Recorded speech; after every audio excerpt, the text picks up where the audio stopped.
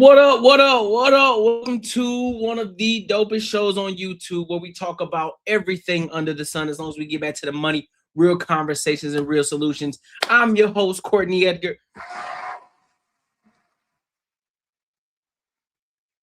Yeah. Listen, we got some topics to cover for y'all today, but before we do, make sure you like, comment, and subscribe for the algorithm, and make sure you hit the bell notification so that way you won't miss any live streams, you won't miss any uploaded videos that I post, because guess what? I post every other day, so that way you guys can stay updated with the topics that's going on out here today. You know how we always tie it back to the money. All right. What else we got? Make sure you become part of the ENG community. You already know how we do ENG community. So what you get from the ENG community is this: you get early access to my videos, you get more access to me as well. You know, that means when you want to ask me some questions about how to build your channel, or you know, you want to hit me up on my IG, whatever the case may be, and you actually want to be able to converse with me as well. And just on top of that, just being up to date with other things that's going on as well. Also, join the Discord. The Discord is where you will also get updates as well, as far as what videos that I'm going to post or what's going on in my Patreon at the time, and what videos that I will be uploading in my Patreon in the near future. Things like that to keep you updated. Also, you get to interact with other people that are a part of the Discord as well. So you definitely want to tap into that. All right. So real quick, y'all give me one quick second and I'll be right back. I gotta do something. Real quick. Give me something. Give me quick. That's it. Give me quick. Yeah.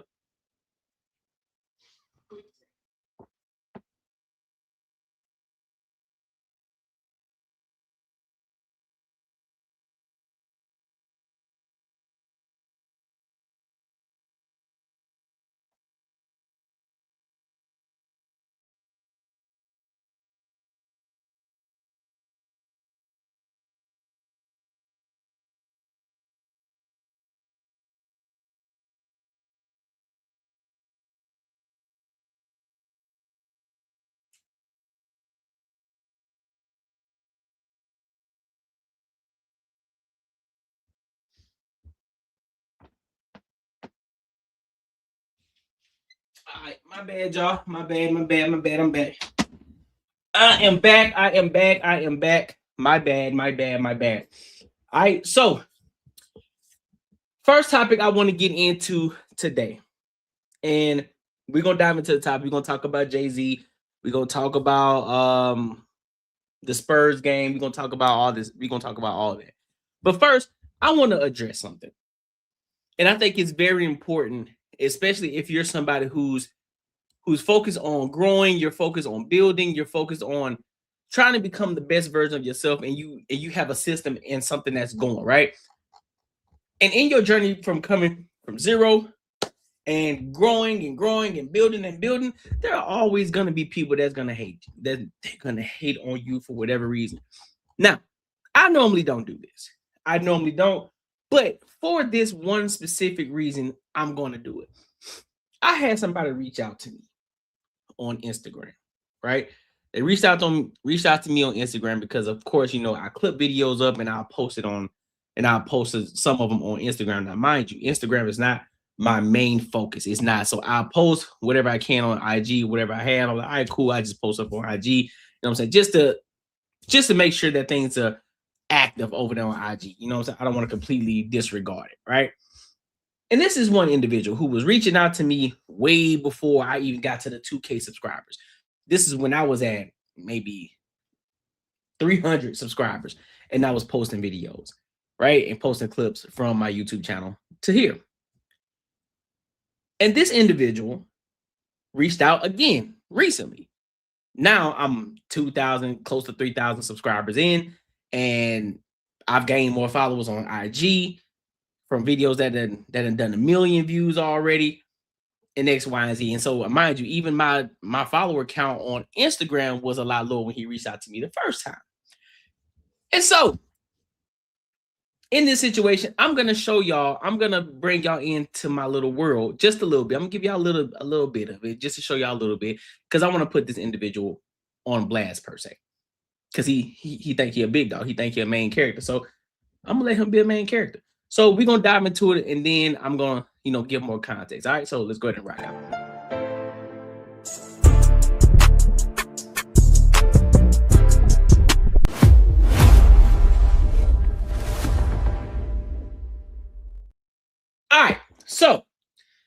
guy named Duck Dude, right? Duck Dude. So apparently he's from Oregon. He's an Oregon guy, whatever the case may be. So he posted this. Boom. Posted this video. Oh, is that the right one? Am I on the right one? Here we go. He posts this. And so me, I'm like, you know what? I got time today. I'm gonna respond to it. I'm gonna respond to it because I normally don't go back and forth. But I was like, you know what? Fuck it. I got the energy. I got the energy today. I feel like being petty. I'm gonna go back and forth. Right? I normally don't do it. So I posted a video about the Drake album saying, you know, it was 3 out of 5, whatever the case may be. And of course, he says, oh, still got to mention that boy, still got to mention the boy to get 5K in views. So I was like, and then he says, hang it up, bud. And I was just like, you want to be me so bad. And then he laughed, you know, he said, and then of course I said I had more views, not mentioning him. So try again. And so then to prove that point, because he subjectively, purposely picked ones that did under 1,000, right? So I was like, okay, too easy. I said, you making life easy for me. Then he said the red pill grift didn't even help you. Cool. Which I never considered myself to be red pill in the first fucking place. And so then I clapped him back with these. I said, okay, I did a 6.1 mil video. And then right next to it is a 19.7K video that I didn't mention anybody that was a celebrity. And it did more views than the Drake video. Now, for those of us who already know IG, every video is not going to go viral, right? Because I can go back to the time I was originally posting. I was barely getting 100 views. But then the more I continue to post, the more views I get on the average, right? I start to get more 1,000 views. I start to get there. And then here and there, I'll get a 10,000 or a 5K or a million. So we continue to keep going. So now he decides, yeah, flexing your video on black fatigue. Oh, so we moving the goalpost now. Okay, got it. I thought I couldn't do video. I thought I couldn't do anything unless I mentioned the boy. But we moved the goalpost. Great. Culture champion. That's what he says. Culture champion. And I just told him, don't move the goalpost. You thought you had something, but you didn't. And I just clocked your shit. I just said, take your L and go home. Then I'm not a K-by, whatever. When was this vid? Don't matter when the vid was. You said I couldn't do videos and without mentioning the boy. And I gave you 2 of them that did significantly better than the Drake video did. So try again, take your L and go home. And the shit could have stopped right the fuck there. He could have said, you know what? You got it. And move the fuck on. But because, you know, he want that energy because he's really a fan. He's really a fan. That's disguised as a hater. He's really a fan. Because he's been watching me. Like, bro, you watching me like a hawk, ain't you? So if you've been watching me, you should know that my numbers are going up. My numbers have been going up. They ain't going down. They're not decreasing. They've been going up. And so he's like, you are the one can't even write right. Denigrating the black community online for white people. Oh, I didn't know I was doing it for white people. When did I ever say I was doing anything for white people? Never heard that one before. That's a first. Then I said, how about you go find yourself some business? You want to be black man. So yeah, I took it there. Because he's so caught, because I remember the first time he reached out to me, he told me that he was a Pan-African. I said, nigga, what? You mixed. First of all, you mixed. So own that shit. You ain't black, bro. You're partially black, but you ain't black. You're partially black. So own all of you, not just one piece of you. And I was like, you know what? It's always these light-skinned motherfuckers or the mixed individuals. Let me stop cursing. You know what? Let me stop cursing. I said, I'm going to stop cursing. I'm going to be better. I'm going to be better because we got things that we're trying to get to. We got to be better. No cursing. So I need y'all to hold me accountable to that. So I told him, I was like, bro, you really want to be black, don't you? You really think that you're black? And so of course, why won't you answer when that vid was? He said, I'm a black man. Of course, you know, and I was like, you're mixed. Just because you are exercising colorism don't mean ish. I just said, own it.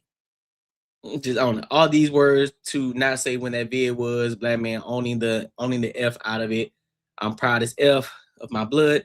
I said the difference between you and I is I don't need to prove my blackness. Clearly it's you. and let's be real, I don't need to prove that I'm black because I've been black for a long time. I've been living in this skin for a long time, and I am proud and thankful for who I am. And never will I deter from that. Right? Like, and then of course I said, like I said, I proved you wrong. Take your air, Roger, and go home. And of course, you know, he sent me comments of the video that did 6.1 mil, that did over 6 million views. He's showing me screenshots of the people that's commenting. I'm like, okay, what they got to do with me? I just posted the video. Whoever that, what's really showing, yeah, it's showing people's true colors, how they really feel. What they got to do with me? What they got to do with me tap dancing? Not tap dancing for nobody. I thought it was a great. I thought when I clipped that video up, it was not only it was great for a topic of discussion, but it's also holding black people accountable in regards to the degenerates. Because I celebrate black people too. What are we talking about? I just did a video of a black woman saying that, listen, she gonna keep her kid in the house. She gonna keep her kids away from individuals who are dealing with, who playing video games like Roblox and all that, because I want my child to be a contributing member to society. I celebrated that, and I have the video on it that I celebrated it. So it's not that, oh, you're tap dancing. No, I subscribe to the goodness of the black community, not the degenerate. You with me, right? Okay. So such a flex making a video of these type of people to engage with. He's like, and that's, so of course I said I made a video for them. Who is them? That's who blew up the video. Racist is pretty clear and obvious. You trying to justify racism is hilarious. I be boxing the fuck out of you. Where did you box me in at? Okay, and then so on and so forth. You know, of course, you continue to keep moving the goalposts, talking about, you know, your Patreon. Have anybody tapped into your Earn While Save ebook? Been a year. That's what's the update on the sales of. Okay, so we continue to keep moving the goalposts. And then of course he goes on this entire diatribe talking about he's trying to help or whatever the case may be. Showing basic views. And I told him, I said, listen, bro, some videos gonna do well, some aren't. Then I gave him a screenshot of the latest videos that done numbers. And that's still relatively small considering where we're trying to go, right? And then so on and so forth. And then I told him, just to speed it up a little bit, because it's kind of long. So to speed it up a little bit, I then told him, I said, listen, how about this? Jesus Christ. Damn lucky energy. But whatever. So I then told him, I said, listen, I have a proposal for you. How about you come on to my show Sunday morning at 10:05 p.m. You can get all your shit off, and we can actually have a back and forth live. You can say whatever it is that you want to say. You can get your shit off, and I'll allow you to get your shit off, and then I'm gonna rebut you. And guess what he did? He chickened up like a little bee that he is. Of course, matter of fact, I can show you exactly what I said. Let me show y'all. I said, I have a proposal for you. I'll be going live Sunday morning at 10:05 a.m. MST. I would love for you to come on the show and say all of this. Let's see if you're really about that. Okay. And get you some views, sir. Nobody knows you. Nobody cares who you are. You are nobody. So your views, I don't even want to bring you up here for the views. I'm bringing you up here so that way you can have a conversation with me. You worried about the views. I'm trying to have a conversation with you. Because you aren't a person of substance. You think that you are, but you aren't. And so he was like, I can call you and share these thoughts right now. I said, no. Nah. I'd rather do it live in real time. Do it live. So that way, ain't no behind the scenes, nothing. No, you want to do it behind the scenes. You think you big dog. Come up on the live stream and talk your talk. And let's see what you're really about. And so And so he was like, I got you enough views when I boosted your views. Don't know where that came from. He said, you can just, I said, you can just, I was like, you can just say yes or no to the offer. You can just, that's what I mean. It was just a typo. You can just say yes or no to the offer. And right, and of course, he dodging that bitch like the plague, right? I cursed again, my bad. Like, nah, I'd rather do it live in real time. Of course, he responded to that specifically. He like, that's some views. Funny a goalpost moving. I don't know where I moved the goalpost. I propose something to him, right? He's like, it's a yes or no proposal. So I'm not engaging with anything else that he's saying. I just want him to say yes or no to him coming onto the live stream. I say it's a yes or no proposal. Will you share your book sales? Yes or no? And again, it's a yes or no proposal. Simple. No need to be extra. And then look, it's a yes or no. No need to be extra. But I'm the childish one though. Okay. Exactly. Point proven. I bid you a good day. And that's when I just start messaging. That's when I start messaging him for like a couple of days or whatever. And then of course he said, you boxed in. I don't understand how I'm boxed in. I guess he just, I don't know what we're going on with these people. And then he says, point proven. A dude who just said he doesn't care about the internet doesn't want to do some internet shit. I just told you to come on my live stream to get your thoughts off. And this is what you got to say. And that's what you got to say. And then, like I just told him, I said, don't worry, you'll be a topic of discussion today.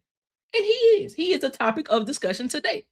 And his name is Doug Dude. Now, with that, let's take a look at Doug Dude, right? Let's take a look at this nigga. Who is Doug Dude? I guess Doug Dude is a photographer. I guess he's a photographer, right? And Doug Dude has 83 followers. Now, mind you, I'm not big because I get it. You can still make money and not have a huge following account. So I'm hip to that. I understand that, but I don't see anything of substance here. I don't see anything of substance. Let's look and see what's going on here. Let's take a look. Oh, is that Doug Dude? That's the guy that's messaging me. This is him. This is him. This guy right here. This is him. It's him. That's Mr. Doug Dude.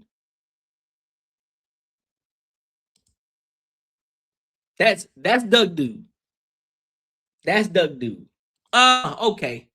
Let's see what else we got. Let's see what else we got for Doug. Okay, so he's of course he's an Oregon fan. Doesn't look like he played. He's just a fan. Yep. Look at this. This is Doug Dude. This is Doug Dude. This is the guy who's privately messaging me. And telling me that I need to give it up. Worrying about what I got going on over here in my life. This is who it is. And you worry about what I got going on. Come on, big dog. Come on, man. Come on, bro. Come on, dog. Some of y'all just need to stay in your lane. Stay where you at. Leave other people. Leave us, the ones who actually out here trying to do something, not you out here building. Leave us where we at, bro. You just stay in your lane and do what it is that you do, whatever that's supposed to be, right? And again, I normally don't do this, but I need to make an example, and he is an example of somebody who is secretly a fan, but he's a hater in disguise. He's just a hater. That's all he's a fan disguised as a hater. That's all that he is. But that goes to show, and I'm pretty sure there's gonna be more people because I've had more messages too. But him specifically, because he reached out to me a while back ago when I first really started the journey, and he's back again saying the same shit. But it goes to show you, when you're doing things that you're supposed to do, listen, it may not be as fast as you want it. It may not be happening at the time and the rate that you want it, but just understand something. People are going to hate. People are going to hate. People, there's going to be people that's going to love you. They're going to adore you. There's going to be people that's going to hate you. But what you have to focus on is you and the goal. Staying laser focused on the fucking mission. Staying laser focused on the goal. Don't worry about what everybody else talking about. Don't worry about whatever nobody else has going on, because they aren't doing what you're doing. I asked the same guy, hey, do you have anything of reference?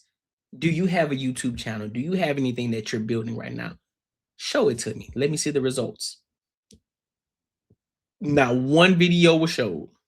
Not one link to his YouTube channel was showed. But he has the audacity to come to me and tell me what I should and shouldn't be doing. And there's going to be more people that's going to say the same exact thing. And then there's going to be people on the other side of the aisle that's going to love you. They're going to adore you.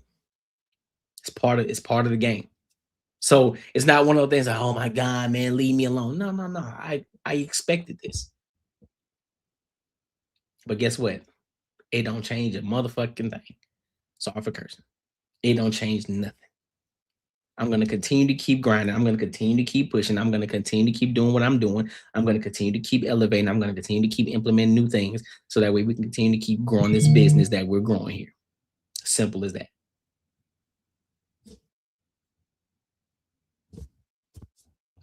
But hey, make sure you like, comment, and subscribe for the algorithm, and make sure you hit the bell notification. Listen, if you enjoyed this video, be sure to check out either of these two videos right here. And make sure you share this post with your friends and your family. All right. So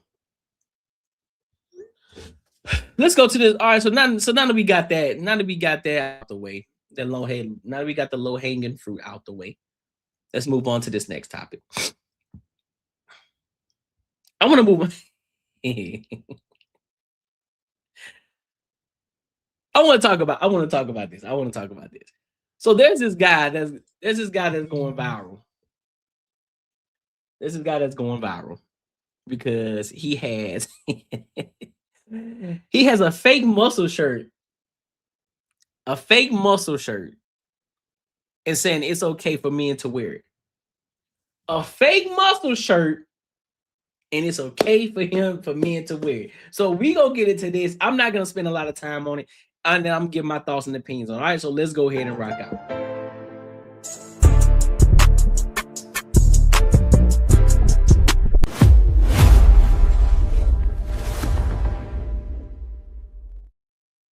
If you're going out to eat, it's okay to wear one of these. This is a muscle compression shirt. It comes with the abs. It comes with the lats right there. Okay. Take a look at the lats. It comes with the pecs. Got the pecs right there. It comes with the delts. Okay, it's got everything you need to fully fill out your shirt and look swole. It's going to make you look fit. I'm still getting used to all the compliments when I wear this. Look how the wind blows against those abs. Look at that. Fam.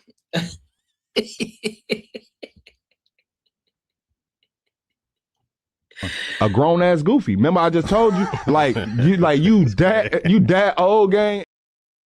Fam, there is no way. There is absolutely no way. He has to be trolling. I hope to God that he is trolling. There is no way that he thinks that that's okay. Go to the gym, bro. Just go to the gym. Eat right, go to the gym. Eat right and go to the gym. Within a couple of months, bro, you'll be fine. You'll be able to have the abs showing. You'll have the pectorials. You'll have the deltoids. You'll have all of that. Just go to the gym, bro. Where are we going right now? You already got women who don't even want to work out. They just go to the cooling, whatever you call the little clinic, where they cool your little, they freeze off the fat around your stomach area. And a lot of times you can tell that they go to because they don't have no formation around their belly area. You can tell that they don't do ab workouts at all. So your core is still weak at the end of the day. You got people getting BBL surgeries, everybody finessing today. Everybody finessing. You got shorties getting BBL talking about it's real.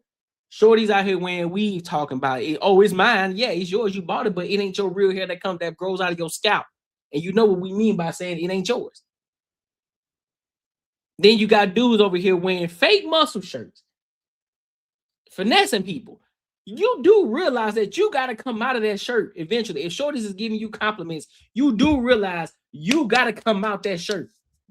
And when they realize that it ain't nothing but padding, you gonna be in a world of trouble. So what's the point? So what's the point of putting that on? Just so you can get a compliment from a girl? Big dog, go to the gym. Go move some weight. Eat in the calorie deficit. Do some cardio. And I guarantee you can have the real thing. And shorties, so you won't feel the need to wear a muscle shirt. That is beyond me. I don't understand what is going on with these people out here today. What's y'all problem? What's y'all problem, man? Real talk. What up, Matt? What up, Foucault Fair? Dog, this is beyond me, fam. If you're going out to eat, it's okay to wear one of these. This is a muscle compression shirt. It comes with the abs. It comes with the lats right there. Okay. Take a look at the lats. It comes with the pecs. Got the pecs right there. What if shorties, because you know how some shorties, they're real handsy, right? So what if you walking and they see that shit and they try to rub across your stomach or your chest and they feel that soft padding? Then what? What you gonna do then? What you gonna do then? Now you finna get exposed. Listen, bro, I really hope, I truly hope that this is just satire, bro. I hope that he's just being funny. And it just went viral for him being funny, because there's absolutely no way that you finna convince me that men are out here wearing this shit. Real talk. You can't convince me. You're not finna convince me. Nope. You're not finna convince me of that. I can't, bro. I can't. You can't convince me. You can't convince me. You're not gonna convince me at all. There's no way.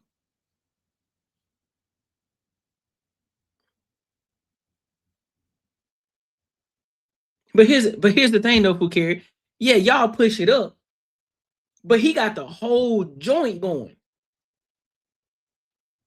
He got the whole joint. Listen, y'all push our bras up. You just push your bra up. That's all you're doing. He covering everything up. He got the chest pads, the lat pads, the bicep pads, deltoid pads. No, fam.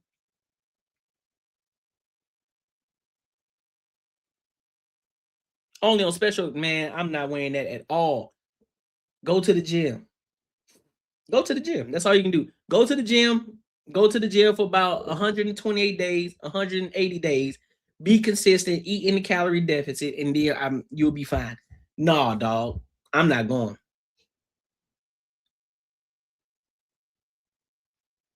That's what Spanx do. Arms, midsection. Yeah, we know y'all. We know y'all. We know y'all do this.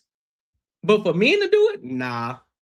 This is one of those double standard situations that it benefits women more than it does men. And we should be okay with that. We should be perfectly fine with that. Because most men, they already know they still gonna hit it anyway. Even if they knew she had booty pads, they still gonna bust it down.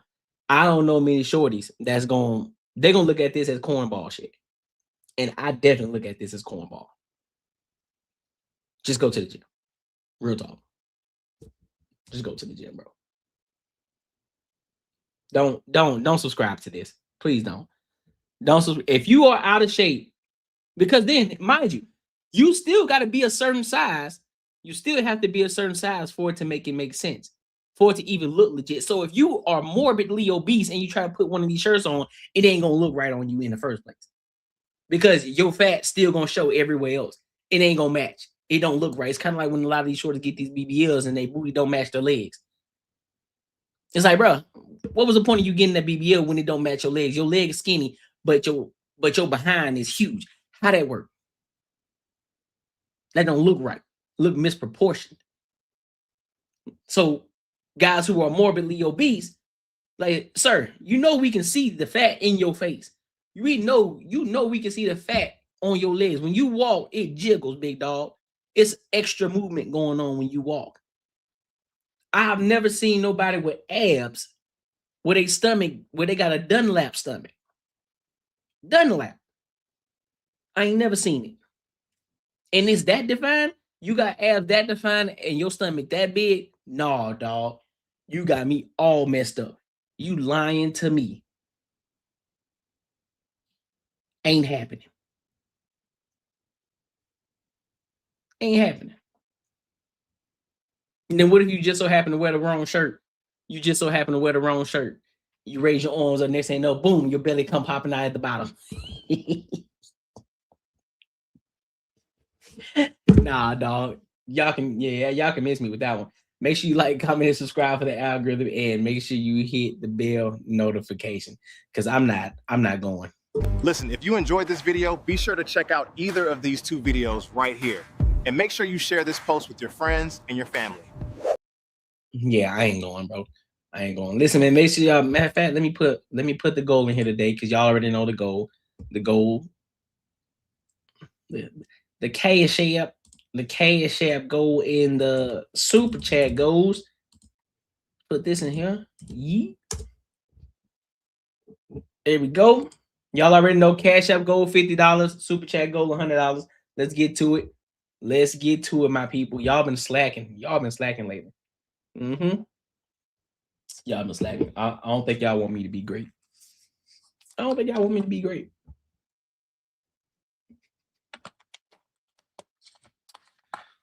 All right. What we got next? What's the next topic? Ooh, let's talk about the Spurs. We're gonna talk a little bit about the Spurs, a little sports situation, and then we'll dive into it. So I'm gonna watch this last little part of the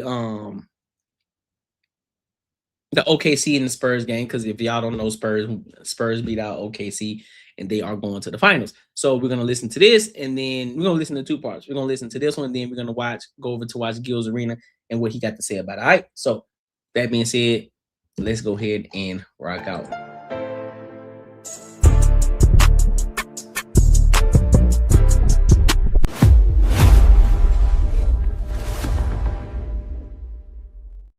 Look at the emotion from Wemby.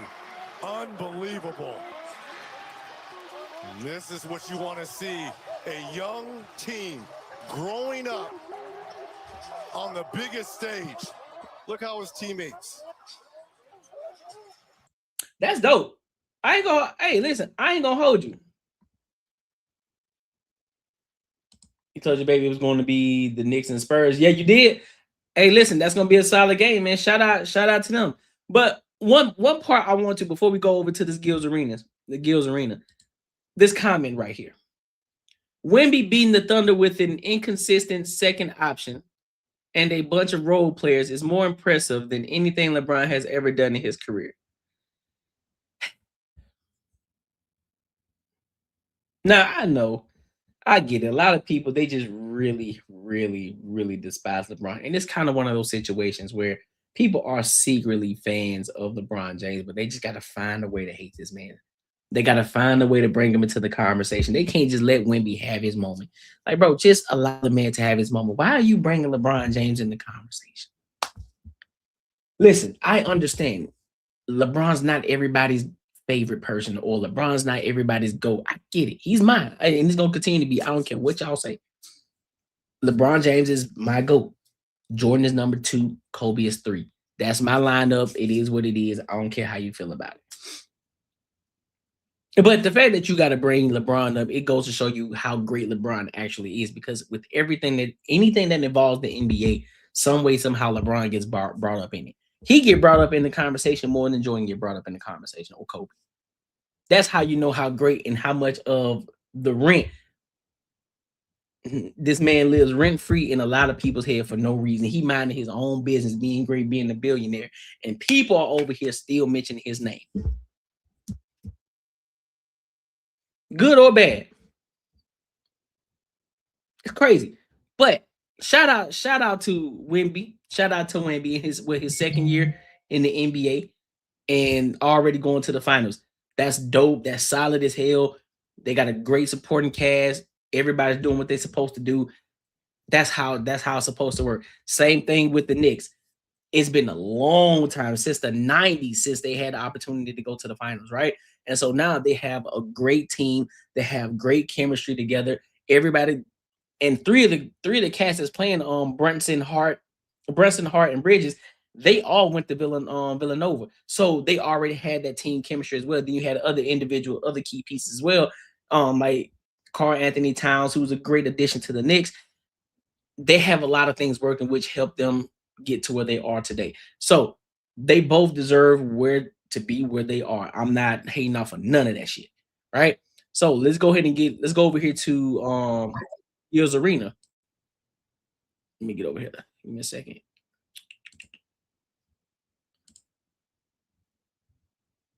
Let's get over here to Gil's Arena.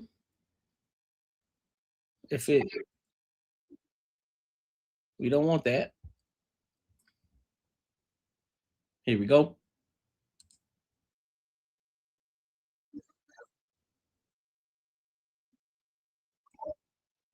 Take them back. Oh, yeah. Nah, tell them, nah, get them up. Yeah, they didn't show up. Nah, none of them. That's true. Because they didn't have nobody else. Because it was just Jordan at that time. So, yeah, I agree. I'm not disagreeing at all with that. Hartenstein, 7. Chet, 4. Dort, 3. Wallace, keep yours. I'm telling you, there's no more training camp. You stay home. We're going to figure out all either. Oh, nice pull. Nice. You got the Spurs in 5? See, if you would have fouled him out, he wouldn't have got that offensive rebound and that putback. Come on, baby. Yeah, I lose. They gave it to Halliburton last year, right? They gave it to somebody else. But there is no way you don't give it to Embiid. Yeah, no, they might. Well, hold on. To him? I don't know. I might give it. I got to see how the first game goes before I say who I think is going to take it. You got Spurs in 5. I don't know yet. I have to see the first game. Once I see the first game, then I can gauge. I think I'd be able to pretty much gauge who's going to take it. Because it's going to be hard. It's going to be hard to stop Wemby. Real talk. Shay going home. Shay going home. That nigga always crying. Man, what's up with you Frenchies? We're emotional. Bro.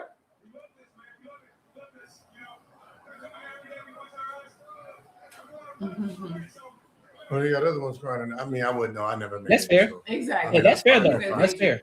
Especially at my age, at age 22. Yeah. I mean, everybody else not crying. Well, I mean, Harper definitely not crying. Somebody else Yeah. crying. Oh, Carter Bryant. Carter Bryant, come on, dog. Leave people alone. What's the problem with crying because you're happy? Huh? That's because it's just you two niggas, too light skinned. I don't care. Boys out there crying. The whole team light skin. Most of it. I know that you're right. You're right. There's a bunch of light skinned niggas on this team. It's a bunch of lights. Drake is up, baby. It's Drake. It's the Drake effect. It's the Drake effect. We needed a Frenchman to beat the Canada. Oh, Rashad Lewis is over there. Now that makes sense. He still plays? Nah, he's man. Wait, Rashad Lewis, you ain't teaching him your shit. Mm-hmm. You're not even part of the team. In the finals. Oh, so if it's Knicks, you're going to for Maybe look. Spurs? What does it look like? Us, US. No. Spurs versus the Knicks. 4-0. You see that? Sweet. You see that? Huh? Look, watch. I throw this bullshit. Throw this bullshit away, baby. Let's go Knicks. We don't want to hear that. It's no Knicks. It's Spurs. So who y'all got Wait, the other side. Okay, so they really ain't talking about much for it. That's why I said I ain't gonna spend too much time on it. But I think I'll give y'all, I'll tell y'all who I think is gonna win after I see the first game. I just gotta see the first game. I gotta see how they're gonna come out, how they're gonna prepare for Wemby. I have to see it first. Once I see that, then I can gauge how the rest of the series is gonna go.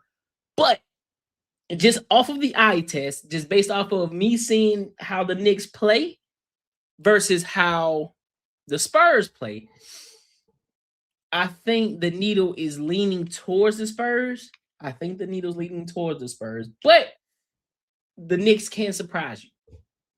That's my take on it right now. That's my only take on it right now. Knicks may surprise. Bridges may come out going crazy. Brunson may come out going crazy. Hart may have the career of his life. Who knows? I don't know. Anthony Towns may come out doing numbers. I don't know. We shall see. We shall see. We shall see. But make sure you like, comment, and subscribe for the algorithm, and make sure you hit the bell notification. Listen, if you enjoyed this video, be sure to check out either of these two videos right here. And make sure you share this post with your friends and your family. Yeah. Hold on real quick, y'all. Let me see something real quick. Hold on. Let me see.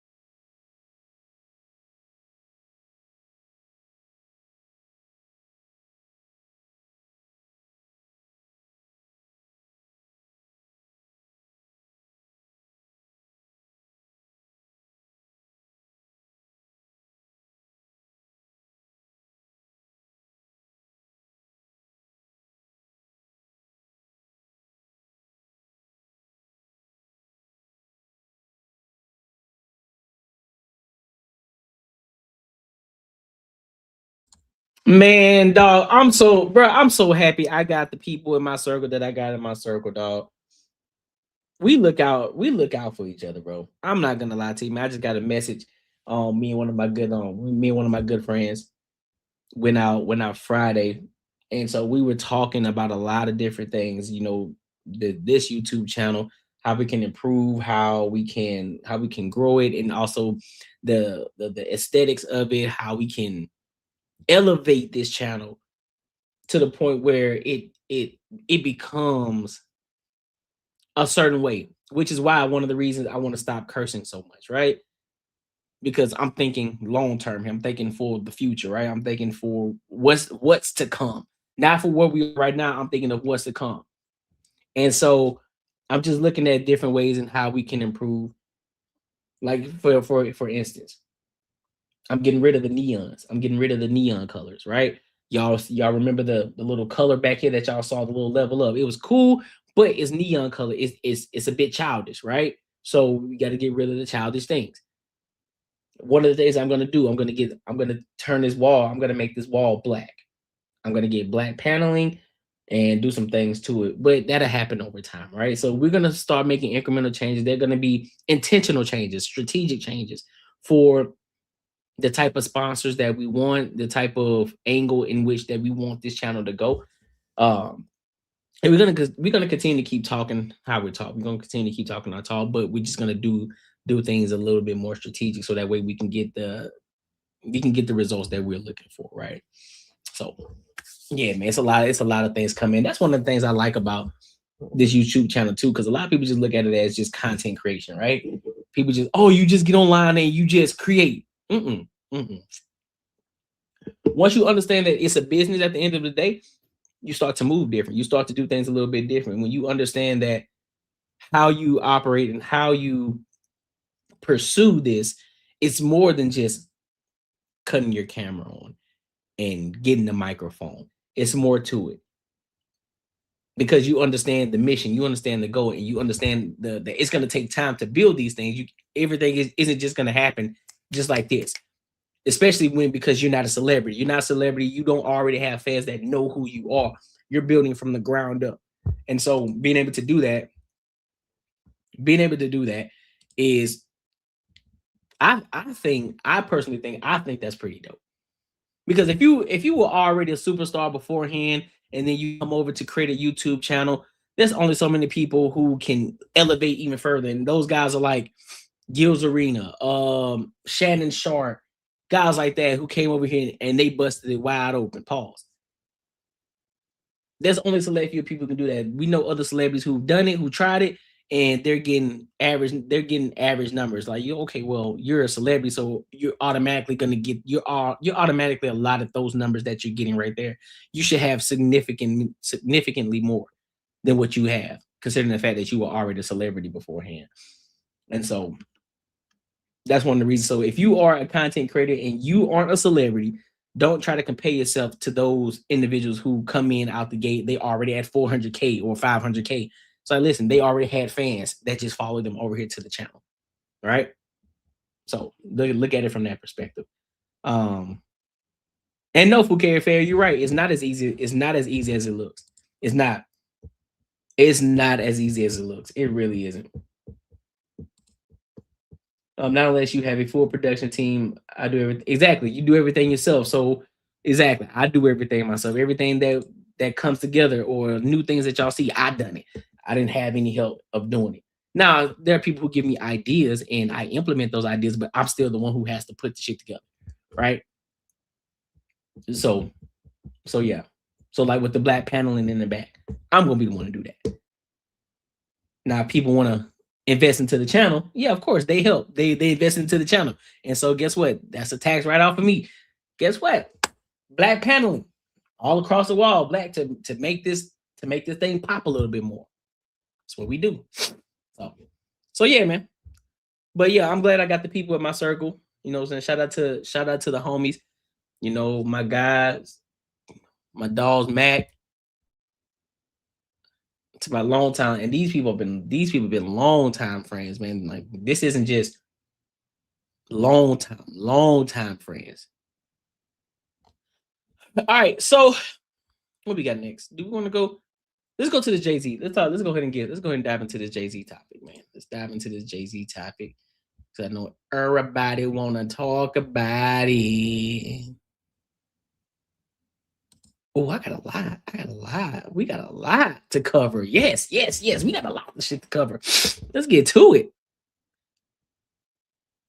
We got a lot of topics to cover. And then we still gonna get into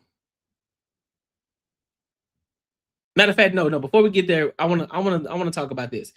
Because everybody's talking about this LeBron media. I want to get into this. Give me a second. I want to get into this. I want to see what they're talking about.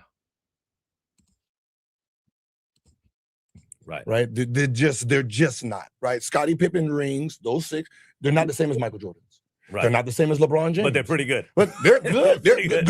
If there's some sidekick rings, I think Scotty's rings are just the same as Michael Jordan's. Why not? Because he won the best player on the team.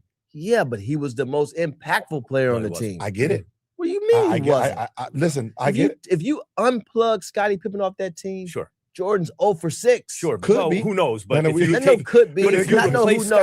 replace Scottie Pippen with another All-Star, no one does it without another All-Star. No, you got another All-Star. He's going to win more than one. You can replace him with another All-Star, but just because it's an All-Star don't mean it's Scottie Pippen. No question. I'm not saying 6. I'm saying, but you're going to win some. How many All-Stars are going to be willing to take a back seat, knowing 100% of every all-star who ever lived. that's not true. That's If not you're true. playing with Jordan, you got no choice. No, that's not true, because again, this is where you got to really dive into the type of player. You're talking about just all-star. Okay, remove that all-star. But you're talking about a guy that's 6'9", that plays both sides of the ball, that is 6'7", whatever. He got a 7'3" wingspan, right?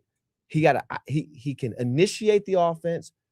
The best, you had 3 guys on that team, Jordan, Pippen, Rodman, that were on the all defensive team. Yeah. 3. Yeah. Ron Harper should have been on it too. Ron Harper, another, and that was after. And that's the shit that they don't want to talk about either. They had a dope ass team, bro. This is why that conversation, this is why it's so hard to have this conversation. People don't want to acknowledge the conversation as that. It wasn't just Michael Jordan and Scottie Pippen. Man, they had some dogs on that fucking team.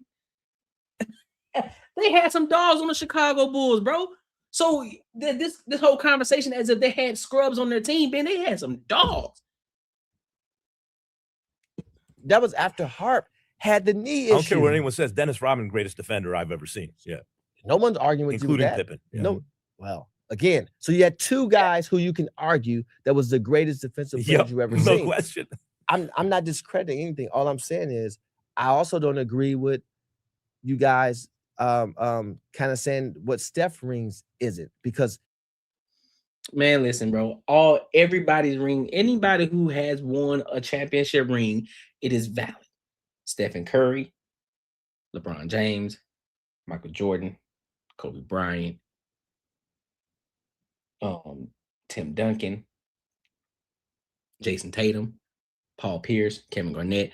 Everybody who has won the ring, they deserved it. Kawhi Leonard, everybody. It is what it is. We are in different times. We can have this we can speculate all day on woulda, coulda, shoulda, who should have did what, who could have did what would have happened if this person was in this era versus this person being in this era. We can have that conversation all day, but what we get, if we're really gonna have this conversation, we got to have the conversation and actually be genuine about the conversation. We're not gonna sit up here and lie and sit up here and say as if it was just only Michael Jordan and Scottie Pippen. It wasn't. They had a dog team. Just as the Miami Heat with LeBron James, they had a dog team. That's why they were able to win. Just as when LeBron James went back to the Cleveland Cavaliers and they won it there, they had dogs on their team. They had the right makeup. Just as when LeBron won with the Lakers, in that year they had some dogs on their team. You ain't gonna win it. You're not. I don't give a fuck how great you are. You aren't going to win without a great supporting cast. No matter who you are, you can put all the blame. Oh, well, LeBron did LeBron. Listen, fam. Michael Jordan couldn't do it without his supporting cast. And it was proven. It was proven. So we're not going to continue to keep having the conversation. Paul Pierce wouldn't have been able to do it without Kevin Garnett, Ray Allen, and Rondo. He wouldn't have been able to do it. Nowinski wouldn't have been able to beat the Miami Heat if it wasn't for his supporting cast. They were playing on all cylinders. Y'all must have forgot that same team that beat the Miami Heat, they swept the Lakers just before that. They swept them. Nobody had that conversation. But every time it's LeBron James, guess what? Oh, but he got swept. Everybody got swept before. Including Michael Jordan. He didn't got swept. But y'all don't want to have that conversation, though. So we're going to have these conversations. Let's be genuine about it. Cool. You don't like LeBron James. Fine. I can't tell you who to like and who not to like. But if you're going to have this conversation, mate, let's be genuine about it. I'm not, just because Michael Jordan ain't my number one, I'm not going to sit up and say that I don't admire Michael Jordan. That'd be crazy to me to say. Especially considering the fact that I was a former hooper. That's crazy. That'd be asinine for me to sit up here and say. Now, would I say that, oh, he was the person that I idolized and I wanted to be like? No. Because I know I wasn't gonna be 6'6". I know one. So I looked at guys like Chris Paul, Rod Strickland, I looked at guys like that. Tim Hardaway.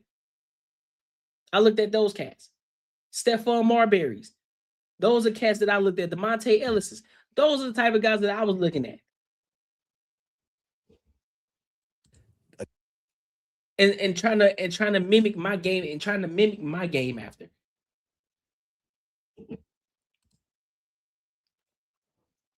What's up, Zyrax? Yeah, it's been a while. I'm doing phenomenal. How you been? Hope everything is good with you as well.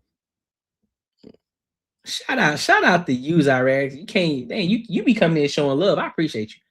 I appreciate you coming in showing love, Zyrax. I appreciate you. I definitely do appreciate you. She became another one. But make sure y'all like, comment, and subscribe for the algorithm, and make sure y'all hit the bell notification. Listen, if you enjoyed this video, be sure to check out either of these two videos right here. And make sure you share this post with your friends and your family. Yes, indeed. Yes, indeed. What we got? Did I miss his name?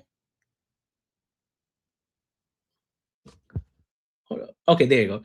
All right, so let me give my quick shout out real quick. Let me give my quick shout out. Shout out to you.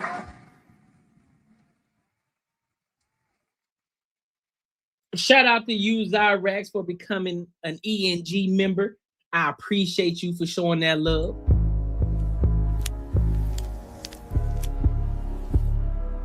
That's top dog aura right there. Facts. I appreciate you. What you say for Carrie? For Carrie says Jordan is the GOAT of basketball, but Earl Boykins was my b-ball idol when I played. Well, I wouldn't call Michael Jordan. Well, I mean, again, that's your opinion, so I can't take that away from you. You claim him to be the GOAT of basketball. I can't argue that. I just know he ain't my GOAT. He ain't my GOAT. No more. He's not my GOAT anymore. That has been surpassed by LeBron. I'll say that. Before LeBron, it was Jordan. Now Jordan falls to number 2. There we go.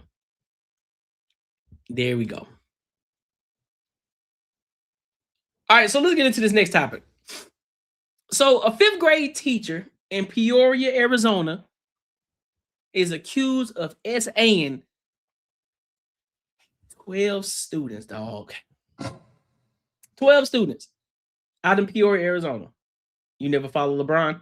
Hey, some people don't. But I followed him from high school all the way up. Been a fan ever since. But let's go ahead and get into this school teacher topic, man, because it's just wild. I don't know what the hell people got going on.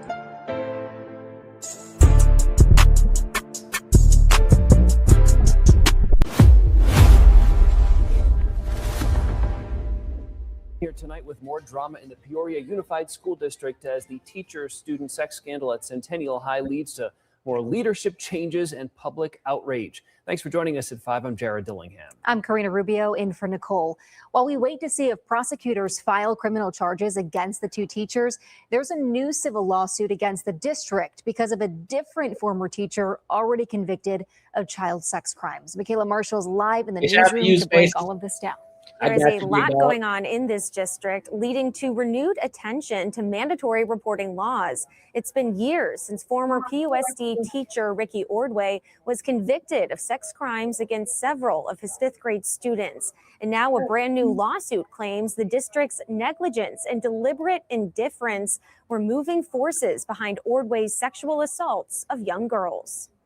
I'm 43 years old and I've never had any kind of trouble in my life at all.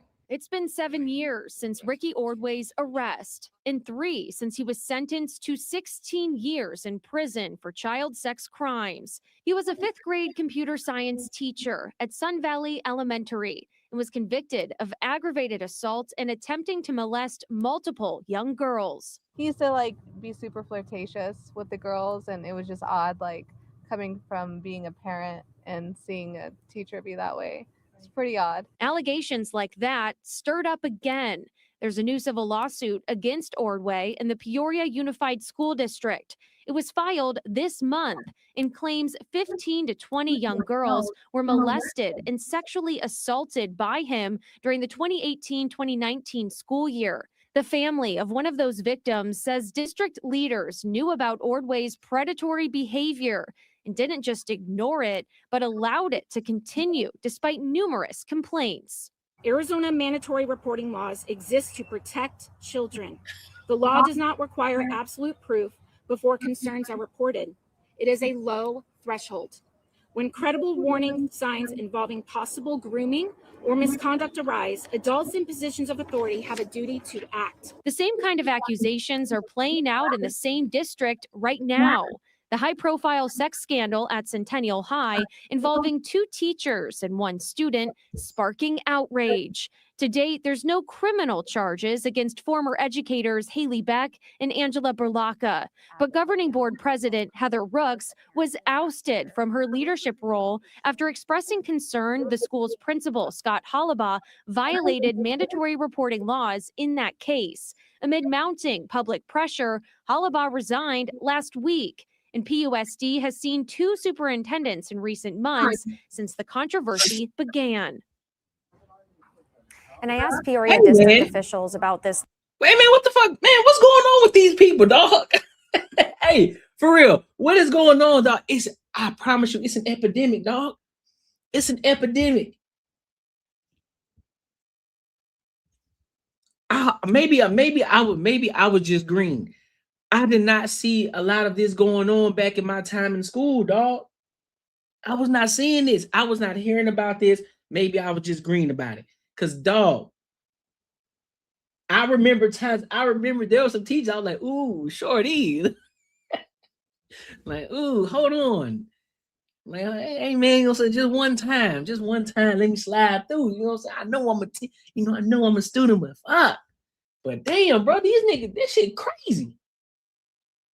Men and women fucking with these kids, bro. What is up with y'all? Y'all hypersexual as fuck. What is going on?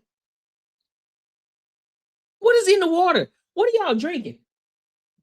What are y'all drinking, bro? They need to figure this out. They need to start doing extensive research on these students. I mean, not on these students, on these teachers. Background checks from every point. I'm talking 20 years. Any case dealing with children, abuse, anything. They need to even dial it back to the point of, hey, did anything happen to them when they were children? Because typically that's one of the things that typically happens. Something happened to them as a kid. You know, they've been traumatized for years, and they end up doing the same exact thing to other children. Nah, man. No, dog. Some gotta change, fam. Developing tonight, more students are coming forward accusing a 5th grade teacher of sexual abuse. The total is now at 12, and Peoria police believe there may be more victims out there. Like 10 Team 12's Mitch Carr is following the new developments in this case. And Mitch, when did they come forward? They came forward after Ricky Ordway's arrest back in May. Just one accusation triggered that arrest, but that's when police asked parents to speak to their students to see if they'd heard anything or experienced anything similar. And since then, 11 additional victims have come forward. These incidents were happening in the classroom during the class, in front of the students. A new indictment accuses Sun Valley Elementary School 5th grade teacher Ricky Ordway of being a serial child molester and sexual abuser. According to police, once one child came forward, they expected more. And unfortunately, they got just that. Parents and kids started to have those conversations with their kids like we'd asked them to do, saying, hey, anything weird happened? And as we started interviewing more witnesses and more of the students, that information started to come out. The majority of the counts in the indictment stem from this past school year, Ordway's only year at the school. But one accusation dates back to 2010. All of the victims are younger than 24 15. counts. Obviously, when kids are involved in any type of law enforcement situation. Hey, man, at what point? It shouldn't even got past one. It shouldn't have got past one. Anytime you dealing with the kid, bro. Now, of course, you still want to do your due diligence. Make sure there ain't nobody lying, because people be lying too. But dog, at some point, you gotta be like, all right, man. 10. We gotta investigate. We gotta get this person from around these children. 10, bro. This man got 24 counts. 24. Doing it in the classroom, in front of students. Hey, man. Hey, dog, at some point, I gotta hold the school accountable. Fam, I gotta hold the school accountable because y'all still had him working there. He was still working there. Nobody said nothing. Nothing. Boy. On their victim, it really hits all of us. Ordway's attorney tells 12 News, quote, Mr. Ordway adamantly maintains his innocence on all charges, and he looks forward to being able to defend himself in court, end quote. Peoria police. Listen. Even though that sounds egregious, it sounds so egregious. And teachers, principals, and all the students that may have seen what was going on, something should have been said a long time ago. Now, with that being said, he still has to go through the process. But 24 counts, fam. He's still innocent until proven guilty. But dog, 24 counts, that's crazy. 24 is crazy. That's egregious. It don't sound like it. Listen, that don't sound good at all. But he has to. He has to go through the process.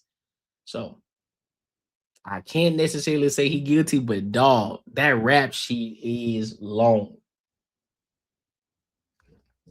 But I digress.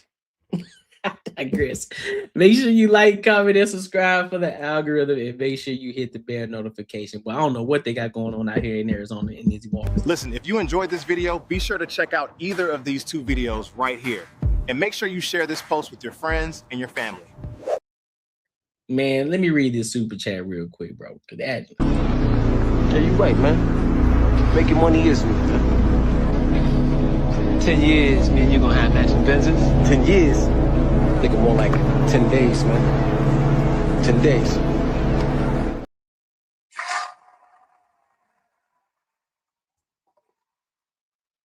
Shout out to my dog Spaces for the $2.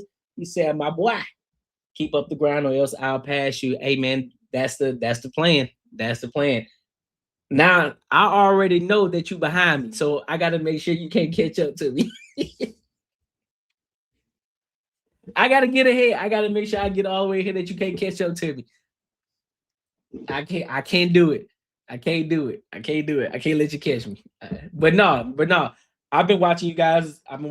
Man. You doing a phenomenal job. Just continue to keep doing what you're doing over there, big dog. Make sure that you are, implementing those changes when necessary, and just continue to keep doing what you're doing. Stay focused, stay locked in. Just remember, don't ever divert from the plan. Don't ever divert from the goal and what you're trying to reach. I mean, I don't know. So I don't know the end goal for you, or where the goal post is for you, but just continue to keep grinding, continue to keep pushing. Even if it is a secret competition, you got people in your head that you're like, listen, I got to pass this motherfucker. Hey, use that as fuel. Use that as a means to keep you showing up, even when you don't want to. So, yeah. But shout out to you, bro. Shout out to your panel. Miss Brown Girl in America, too. Shout out to her, too. I see her out there putting in work. I see her. Shout out to her, too, man. And shout out to you again.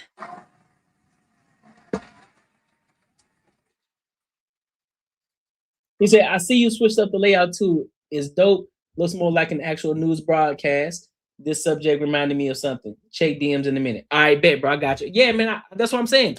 And this was the conversation I was having earlier. I'm making incremental changes because I want to get to a point where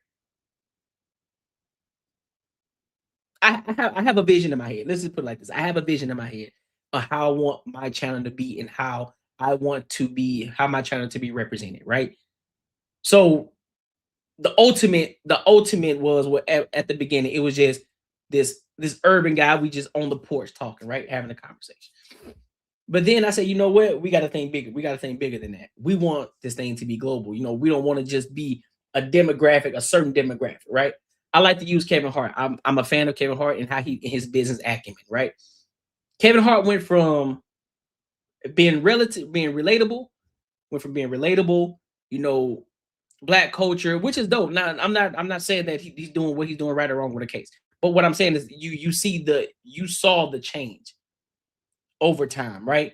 As he got better, he evolved, right? He went from just doing the black comedy shit that we all can relate to then it's still relatable here, but now we're starting to touch a bigger audience, a broader audience. So now the comedy changes a little bit. Now you're doing movies now. Okay, now you're in a broader space. So now you're getting people from over here for different reasons, right? Maybe for the comedy or for the movie or for your business acumen, whatever the case. Now you got this whole now you got a broad base of fans and people that really rocking with you.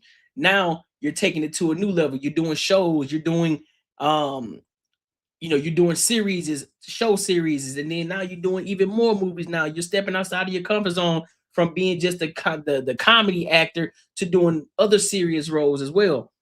And now you're broadening your horizon. You're becoming bigger. Your name is a household name. Now you're getting certain sponsors. You're getting specific, more prestige sponsorships now. And so that's the way. So when I look at the way that I want to build my channel and the way that I want to build the Courtnee Edgar Show, I want to do it the same way, right? We still keep the core audience, but we want to continue to keep growing and broaden and touching other aspects of fans, not just one certain demographic. We want to continue to evolve and get better and become a whole household name, right? Where we're touching prestigious brands, where we're rocking with brands that other people ain't even thinking about. How you get a sponsorship with these people over here? So that's why I'm making incremental changes. And again, one of the reasons why I want to dial back all the cursing and shit that I be doing, just dial it back a little bit. I'm probably still going to curse, but not as much. It's not going to be an often thing. So I'm trying to get better with that. And so that's what we're at with it. But I'll check my deal though. I'll be looking out for it. I got the phone right in front of me, so I'll see a notification come through when you hit me up. But I appreciate you. I appreciate you for the $5, my dog. Appreciate you. We on it today. We on it today. We are on it today. Let's see what she's saying. Full Carry Face said, how are these monsters allowed near children? I have no clue. I don't know. Somebody ain't doing their research. Court, don't make me take back my support now. I'm kidding. MJ the GOAT. In my Asian family, that my baby brother is named after him. Michael first name, Jordan middle name. Okay, listen, that's what I'm saying. Michael Jordan is the GOAT for a lot of people. Michael Jordan was my GOAT, but then he fell to number 2. LeBron is my one. LeBron is my number 1, man. I have not diverted from that at all. I have not. And one of the reasons I'll tell y'all why. I'll give y'all the main reason why I didn't divert from it. And LeBron James has always been the GOAT for me. LeBron already came in the league. They were already comparing him to Michael Jordan, right? Before he even got in the league. He was already being scrutinized before he can even play a game. They were already trying to compare him. They were already trying to put stipulations on him. Oh, well, he got to get his first ring first. LeBron has had many haters since he's been in the league. Since his first game. Many. Even his own teammates were hating on him. Even his own teammates. And so he continued to keep overcoming. When Michael Jordan came into the league was already going down. It's kind of like what's happening now with the NBA. Not getting as many views as it used to. What's going to happen after one of the most electric people who've been holding the fort down for years, which is LeBron James. He's on the brink of retiring. So who's going to take the torch now? And who's going to be that household name that everybody wants to always see? Yeah, it may sound obvious that it's going to be Wemby, but I doubt it. It's too easy. That's too easy. And it's not, and let's be honest, he's not very marketable. in the sense of the NBA. No, who's gonna aspire to be 7'6", to be that long? That's only gonna work for a certain demographic of people. You're gonna need somebody with a great story that you can market, but he's also relatable enough that people can feel as if they can be that person. That was one of the great things about Michael Jordan. Michael Jordan had a great story behind him. Oh, well, shoot, he was cut from his JV team, and now look at how great he is now. The ultimate game-winning shot at North Carolina, right? Created an entire story behind him. The guys who held the torch, the Larry Birds, the Magic Johnsons, they was on their way out. Then you got this new young fresh thing who was, I'm killing everything that I eat that's in front of me. Had that mentality, like, you ain't better than me. So he had this bravado about himself that he brought to the game that wasn't there before. So he had everything encompassing with him. Then on top of that, to add fuel to the fire, you got the Jordans. You got the Jordan 1s. Bad. First athlete to get that. First athlete to sign with Nike. First sports athlete in basketball to sign with Nike. Because y'all remember, Nike was pretty much a running shoe. And Michael Jordan was going back and forth with Adidas and Nike. I think Converse was one of them too.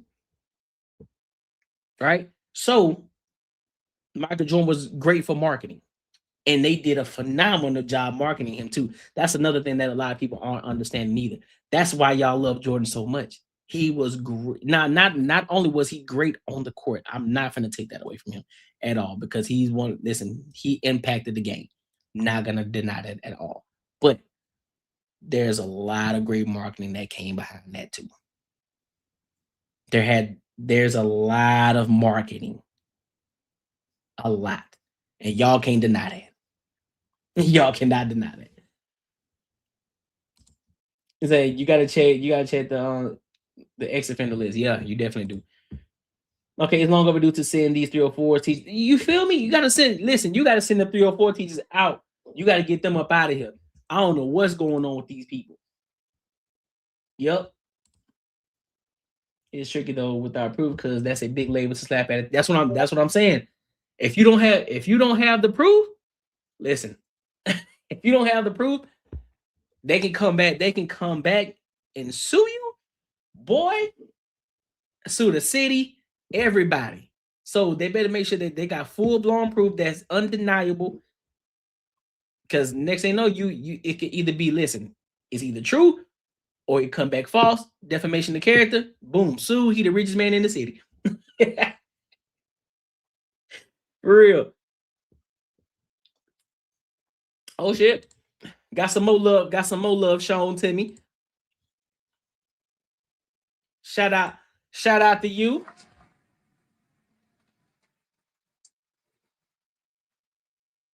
Shout out to you, Zara. Say you right, forgot. You younger than me. It'll be acceptable. Well, I'm 36. I'm 36, Zara. I'm 36 years old. So I'm just young enough and just old enough to be able to have experienced Michael Jordan as well in his prime, in his years of greatness, right? I had that experience to be able to experience that. So when I speak from it, I can genuinely look at both of them and say, listen, both of them are great. Both of them. I'm not taking nothing away from Jordan. I ain't taking away nothing from LeBron James. It's just a matter of who you rocking with. And honestly, I rock with both. It's kind of like the Kendrick Lamar and Drake situation. I rock with both of them. I like Kendrick. I like Drake. I like both. But if I had to choose and they say, hey, man, I'm going to listen to both. But they tell me, listen, I got to pick one above the other, depending on what it is that I'm looking for. If I wanted to build a team, who I'm building with. Well, it depends on what kind of team I'm looking for. If I'm looking for a one-man guy that's going to be able, and I can just put a supporting cast around him, and I just need a one dog, I'll pick Jordan. But if I need a guy that I can also build a team around who can play in many different positions and make other people better as well, I'm picking LeBron. So they're both great in their own right. And we can't take that. I can't take that away from nobody. I just hate when people try to. The problem with the conversation is we always try to diminish one's credibility versus the other when we trying to have this conversation. Well, this person did this, this other person would never do that. Well, it's a reason, right? Joe Montana was a great quarterback. So was Tom Brady, but they're great in their own right. They have different ways of being great. You can talk about Peyton Manning versus John Elway. Both are great. Can't deny it. So it's just all about it's so much nuance behind it.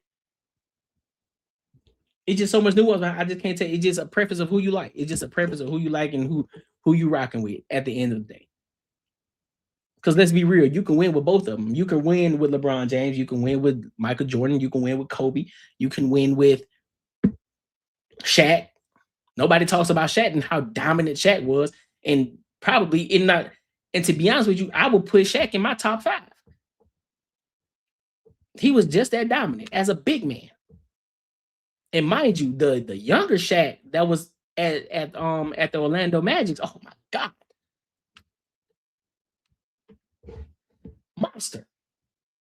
Monster. Yo, Space Jam. Oh yeah, Space Jam. Yep, I love Space Jam. Iconic movie. Can't take that away from him. No, late 20s. Nah, yeah, I'm 36. Great in their own way. Yep, great in their own way. Perfect. Facts. All right, so let's go to this next topic. Ooh, do we want to? Hey, later on, towards the end, y'all want me to do a Kendra G, or no? Y'all just tell me. Y'all let me know. Do y'all want me to do a Kendra G? Not right now, but later.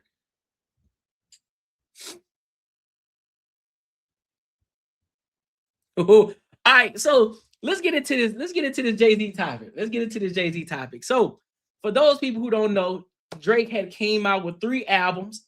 Everybody had their outlook on it. Of course, he throwing shots at everybody.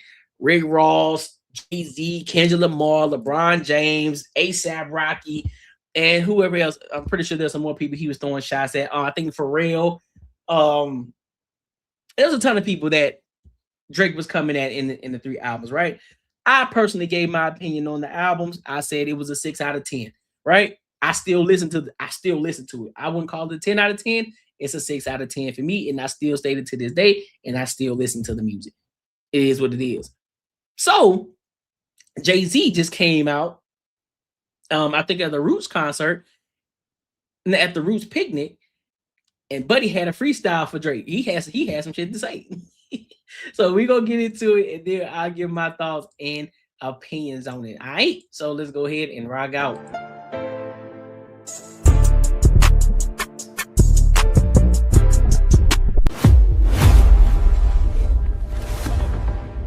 If she would have transitioned before I cleared my name, I would have hunted them. Every one of them playing these silly games. That 1-800 ambulance chaser would have wished one came.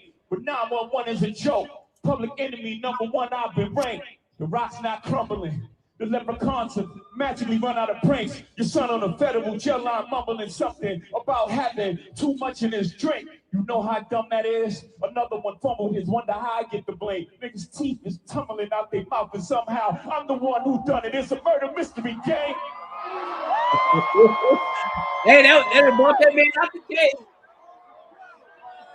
You had to cash cow and thunk it. Was you who pumped this? I'm the one who struck the pain. That hill you can die on. There's way too much flack that comes from those pains. I'm killing them softly. What's understood don't need to be explained. You want it one way, it's the other. I spill on you suckers, I maul you niggas gang. I ain't much for me, it's no how. Cancel the brunches, I remember the hunger pain. The price of the bricks going up. It's gonna cost you a beat to even say my name. He said cancel the brunch, it's gonna cost you a beat to even say my name. Hey, listen. Hey. Because that's in response to what Drake was saying in regards to, like, listen, would you take, because I think it was a question that I think it was kind of going viral where everybody was talking about, would you take the $500K or take the lunch with Jay-Z? And so that was a reference that he's talking about. So And Drake said that he'll take the 500K, of course. Some of them, have you niggas no shame? Y'all trying to get under skin? I really get under skin as unharmed player. Y'all thugs with y'all thumbs again. Everybody think they're the ones insane. You're no maniac. Watch y'all saniac in my presence, nigga, shrink. I need a new therapist. This shit is not working. I'm truly on the brink. Y'all better not encourage him. Y'all don't want me to think these thoughts that I think. That nut ass nigga still stuttering. That chatty patty down on his luck again.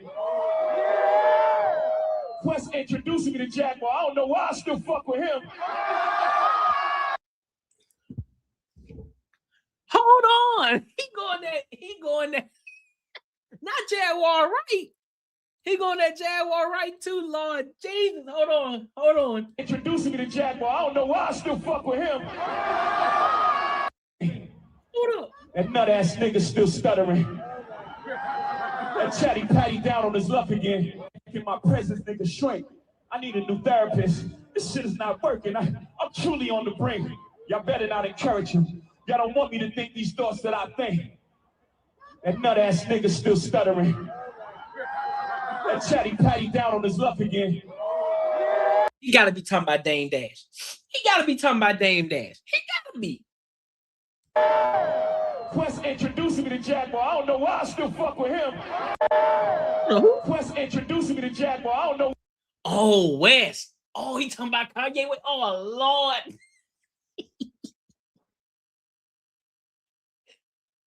talking about Kanye. Oh, my God. Why I still fuck with him?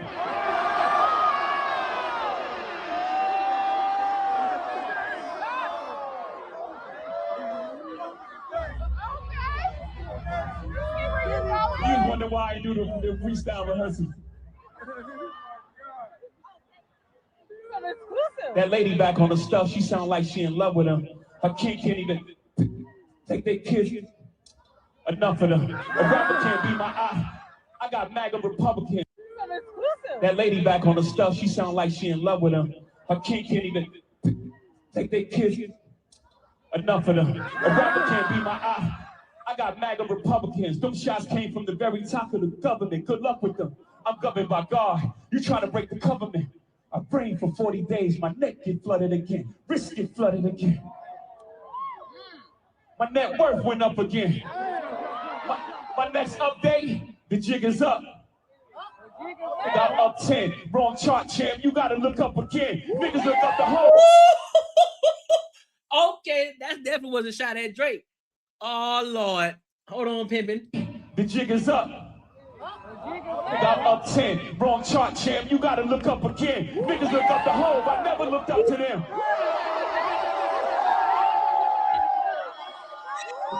Hey, they better leave Jay-Z alone, dog, for that dog come back up out the cage, bro. They better leave Jay-Z alone, bro. They better leave Jay-Z alone. Hold on, we gotta hear it again. We gotta hear it again. Enough of them. A can't be my eye. I got MAGA Republicans. Them shots came from the very top of the government. Good luck with them. I'm governed by God. You trying to break the government. I brain for 40 days. My neck get flooded again. Wrist get flooded again. My net worth went up again. My next update, the jig is up. I got up 10. Wrong chart, champ. You gotta look up again. Niggas look up the whole. I never looked up to them.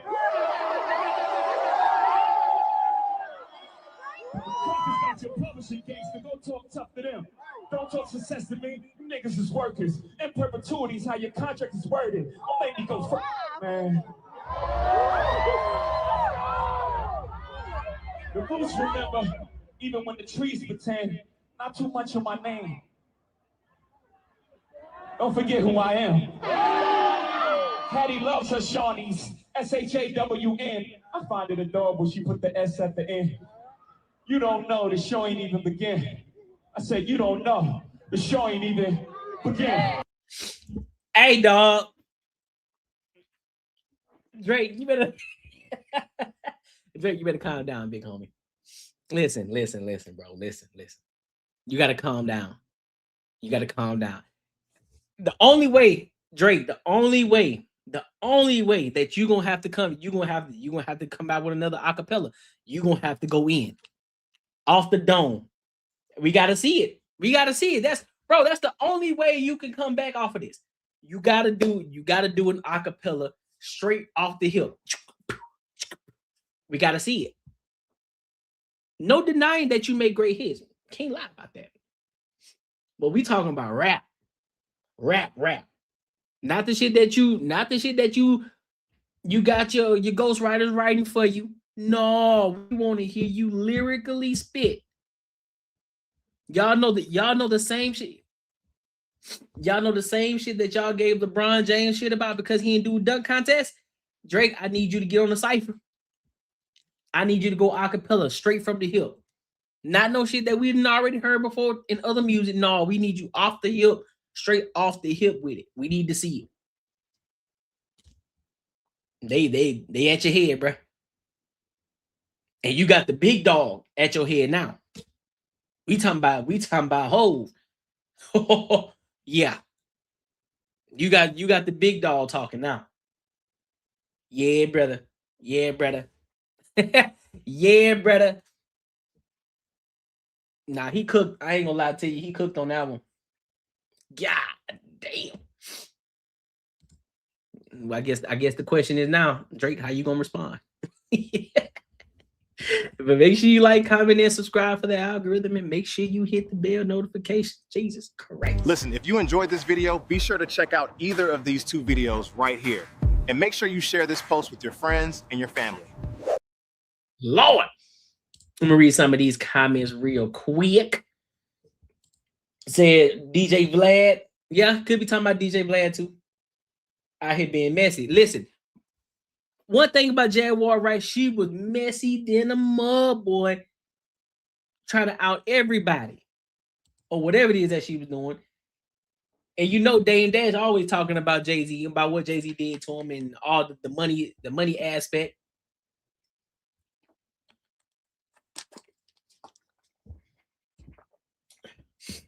Here's Jaguar on a bunch of episodes. Yeah, true. Yeah, he want all the smoke trees. He want all the smoke. With the big fro. Hey, listen, he said, listen, I gotta get rid. Let me get rid of these dreads. Let me bring that dog back real quick. Let me bring that dog back. Cause y'all playing with me right now. Y'all playing on my name. He said, Nick, when you mention my name, you gotta put a B on it. What? Hold on, let me hear it again. Let me hear that part again. With you punk this, I'm the one who struck the pain. Done it. It's a murder mystery game. That'd be hard too. You had to cash cow and thunk it. With you punk this, I'm the one who struck the pain. That hill you can die on. There's way too much flack that comes from those planes. I'm killing them softly. What's understood don't need to be explained. You want it one way, it's the other. I still on you suckers, I'm mauling you niggas gang. I ain't much for meetings, no how. Cancel the brunches, I remember the hunger pain. The price of the bricks going up. It's gonna cost you a B to even say my name. The price of the brick just went up. It's gonna cost you a B to even say my name. Yeah. Dang. That's heavy. That's heavy. You hear me? Macaroni, my dog, he says that boy Courtney looking comfortable. What's up with the new gear? What brand is that? Oh shit. Hey, you know this, big dog. So listen. Y'all remember when I said that we're focused on being intentional about the things that we do, right? Firstly, let me ask you a question. Fabletics. This is Fabletics. I actually got the pants on too. Matter of fact, let me show y'all. Got the Fabletics pants on too. I just bought these joints. I tell you one thing. Wonderful buy. Very comfortable. I feel like I got a cloud on me right now, man. It's very comfortable. You can wear this shit out. You can work out in it. Look really good. Fits really well. Comfortable as hell too, by the way. Comfortable as hell. And also, you can get a membership, man. They get crazy discounts too. You get crazy discounts. You become a member.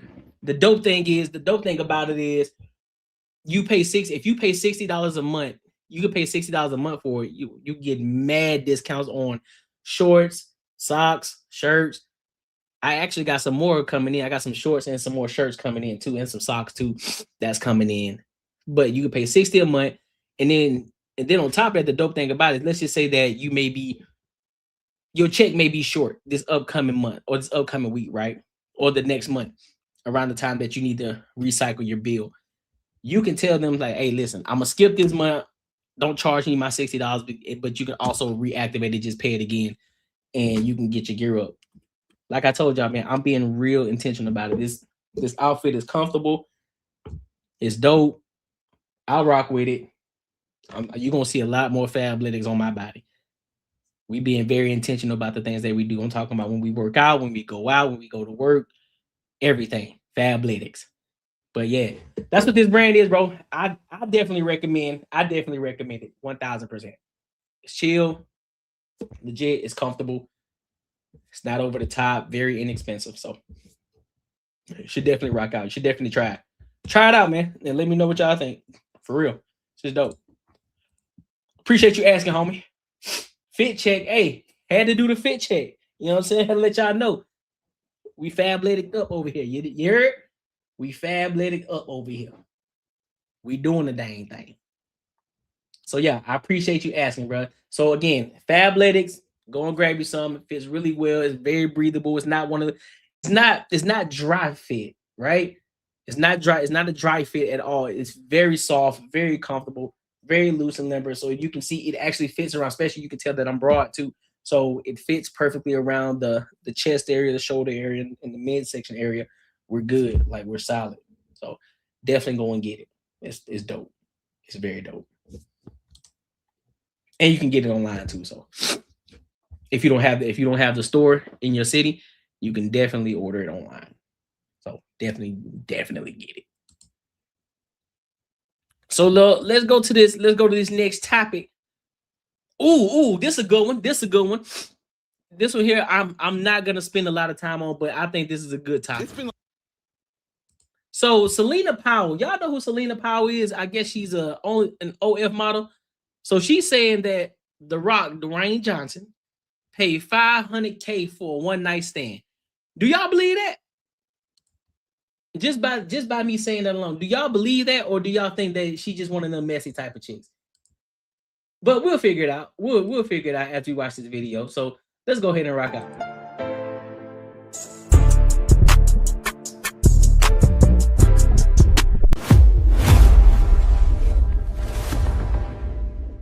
What are you doing in LA? I haven't seen you in a while. I know. I can't really talk about it though. Oh, really? What now? It's been like a while. Last time I saw you was like at Saddle Ranch in the pandemic. How have you been? No, I've been up to a lot of messy shit, but you have what now? I saw that 50 Cent recently posted you about this whole Little Meech situation. What happened with that? I mean, Lil Meech, fuck him, first of all. He's just mad. What happened with he was like claiming that you guys weren't dating, were you? I mean, to each his own, but he's broke. His life is terrible. That's what he gets. Damn. Okay. What happened with the whole? So you're done with him? Yeah, it's completely done. Yeah, it's fuck him. What happened with the whole Terry Rozier situation when the NBA and all that, the gambling stuff? What happened with all of that? He told me to stop talking about our sex lives, so I'm gonna stop. But he's in good spirits. So why they got The Rock on the page? Why they got The Rock on here then? Did I hear The Rock anywhere? I ain't hear Dwayne Johnson. I heard 50 Cent. Let's hear this again. What are you doing in LA? I haven't seen you in a while. I know. I can't really talk about it though. Oh, really? What now? It's been like a while. Last time I saw you was like at Saddle Ranch in the pandemic. How have you been? No, I've been up to a lot of messy shit, but you have what now? I saw that 50 Cent recently posted you about this whole Little Meech situation. What happened with that? I mean, Lil Meech, fuck him, first of all. He's just mad. What happened with he was like claiming that you guys weren't dating, were you? I mean, to each his own, but he's broke. His life is terrible. That's what he gets. Damn. Okay. What happened with the whole? So you're done with him? Yeah, it's completely done. Yeah, it's fucking him. What happened with the whole Terry Rozier situation when the NBA and all that, the gambling stuff? What happened with all of that? He told me to stop talking about our sex lives, so I'm gonna stop. But he's in good spirits. So why did this person put The Rock up there as if they ain't even mentioned The Rock? Well, you know this ain't getting clipped up. Stupid. That was dumb. That was a waste of like 4 minutes. That was less than 4 minutes. That was a waste. My own fault. That's my own fault. I'll take responsibility for that. My bad, y'all. I just wasted y'all time. Oh, so listen, y'all ain't answer my question. Do y'all want to do a Kendra? Do y'all want to do a Kendra G? Do y'all want to do a Kendra G for the last topic? Because I'm gonna do this mediocre. I'm gonna do a mediocre tutorials. So I guess he got an update. Gave us an update. He's over there in Thailand, and basically he's saying that Thailand he got questions because everything that he's doing in Thailand. He's wondering why everything is so cheap over there, but everything is so expensive over here in the Americas. So, all right. So yeah, all right, bet we'll do a Kendra G after we do the MTR. All right. It does. Hey, look, it did seem staged, huh, Matt? It did seem staged. Yeah, it's kind of whack. Clout chasing. She a clout chasing anyway, so that's one of them chicks you don't trust at all. Get her away from me at all costs. Don't want to be in the same vicinity of her at all for no reason at all. At all. But let's go ahead and get into this MTR and see what he's talking about.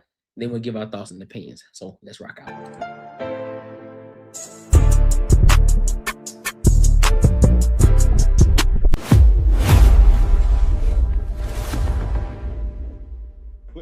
Let's talk about some things. I'm about 2.5 weeks into my trip right now. And I knew kind of going into this that what I was not going to do was to make this like primarily for videoing, documenting. But I wanted to give y'all updates, all right? At least what's going through my mind at the time. I don't know when I'm gonna be uploading this, but nevertheless, this is about 2.5 weeks into the trip. So at this particular junction, we can say that I have been satiated enough, indoctrinated enough into what's going on out here and enough to give at least an initial thought, okay? I'm currently chilling out on the balcony of the spot that I'm saying. All right, you're gonna see one of the streets down there, which then goes and connects to Bangla Road. Hello. Yeah, had to get the spot with the jacuzzi in it, you understand me? Had to get the spot with the jacuzzi in it. Anyway. Let's chat real quick. So it's about 2.5 weeks in, and I've had an epiphany.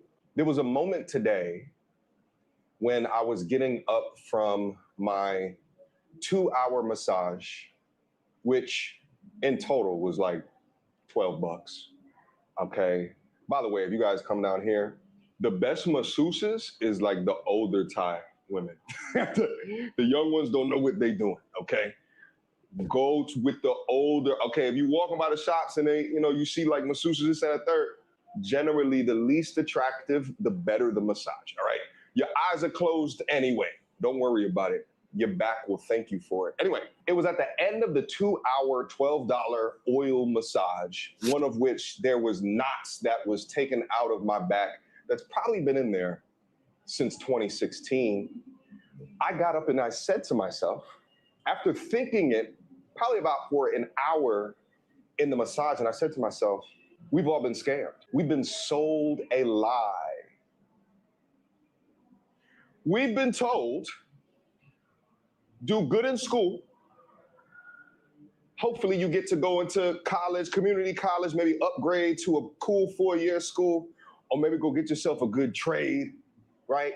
But figure out what you can do in order to be valuable. You get a house, you find a pretty little thing, a PYT, y'all have kids, white picket fence, maybe a dog, maybe a cat, and you're gonna be happy. That shit is a lie. Look around you where you live right now. Is that true? Is that true in the West right now?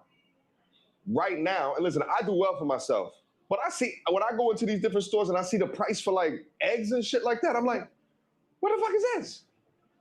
So even if you do all of these things, and unless you find yourself in a particularly high revenue generating work or field, like bump trying to do something that you're interested in and trying to make money, that ain't gonna make no goddamn sense over there.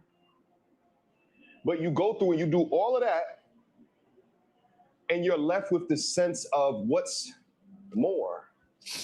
You get left with this feeling of, is that it?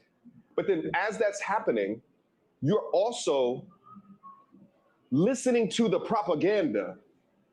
You're listening to the propaganda of that this is the best place in the world for you to live. That this is the best country in the world, the strongest, military might, the American dream. What is that anymore? Is that even a thing? What's the American dream in 2026? What does that look like? Whatever you are responsible for your life. That's what it looks like. Whatever it is that you deem success, that's what success is. It's it's what that person wants, whatever that person deems as successful in their life. So if you're a person that wants the traditional picket fence and you got a good paying job, you got a wife, you got kids, you got a family, and that shit makes you happy, that's your American dream. If you're a person that wants to be a bachelor for the rest of your life, you want to be on a yacht and you got multiple women around you and you making tons of money, that's the American dream. If you're a person that just wants to live a modest lifestyle, you don't care about the luxuries of life, and that makes you happy and you are truly fulfilled, that's the American dream. The American dream is what you deem it, not what everybody else deem it. That's the problem. It's what you deem it.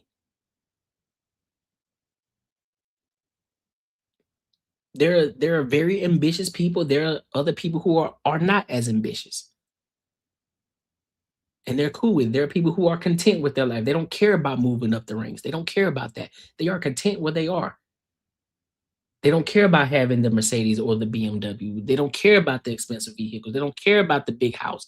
They don't care. They just want to live a modest life. They got a couple bucks in their pocket. They're good.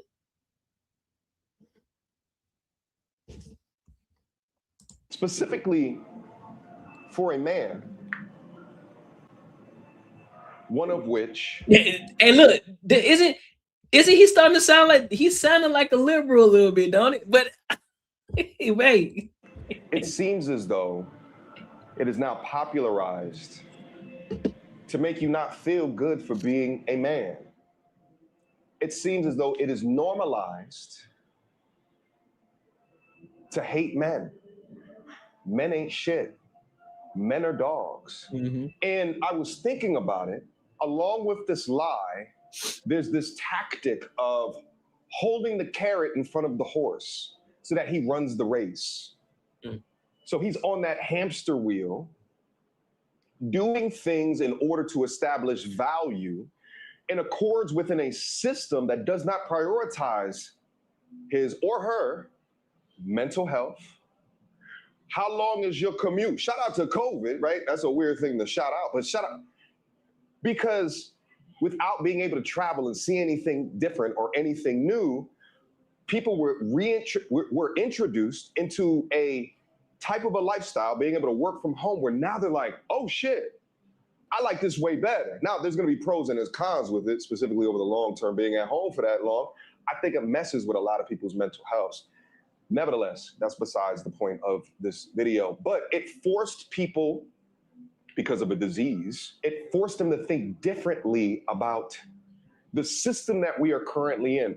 The system, by the way, of a 9 to 5 is like, what, 150 years old? 200 years old? How old is it? It's old enough where that's all that we know, but it's not that old.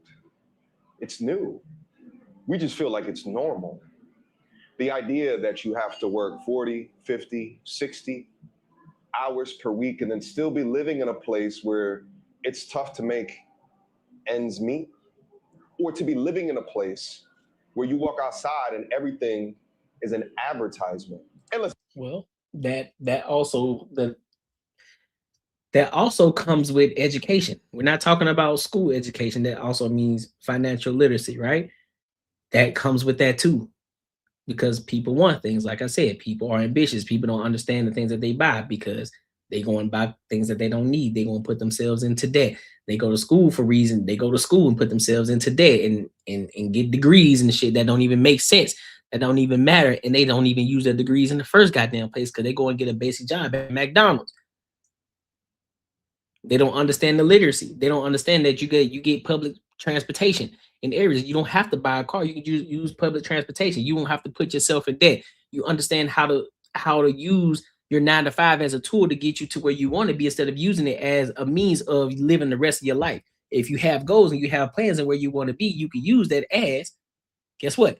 You can use it as a means to get to where you're going. I have a 9-to-5 job, but guess what? That 9-to-5 job, I'm not looking to be working at the age of 60 doing the same fucking 9-to-5 job. I look at that job as a tool to help me get to where I'm trying to go. It's a vehicle to help me make sure things are taken care of over here, while I can mainly and laser focus on this system that I'm building over here, and this business that I'm growing over here, and building this structure over here, making sure this is foundational while everything else is being taken care of.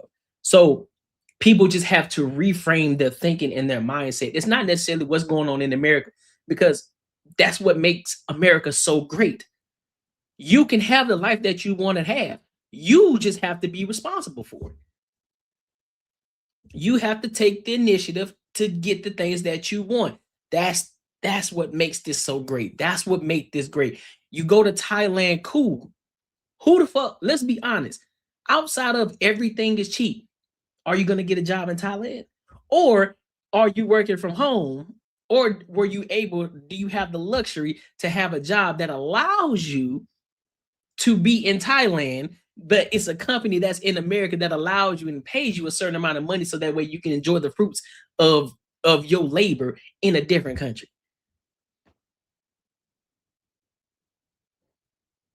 Which one is it? Because those same people that he's probably talking about in regards to the masseuse, I guarantee you they live in a very humble life.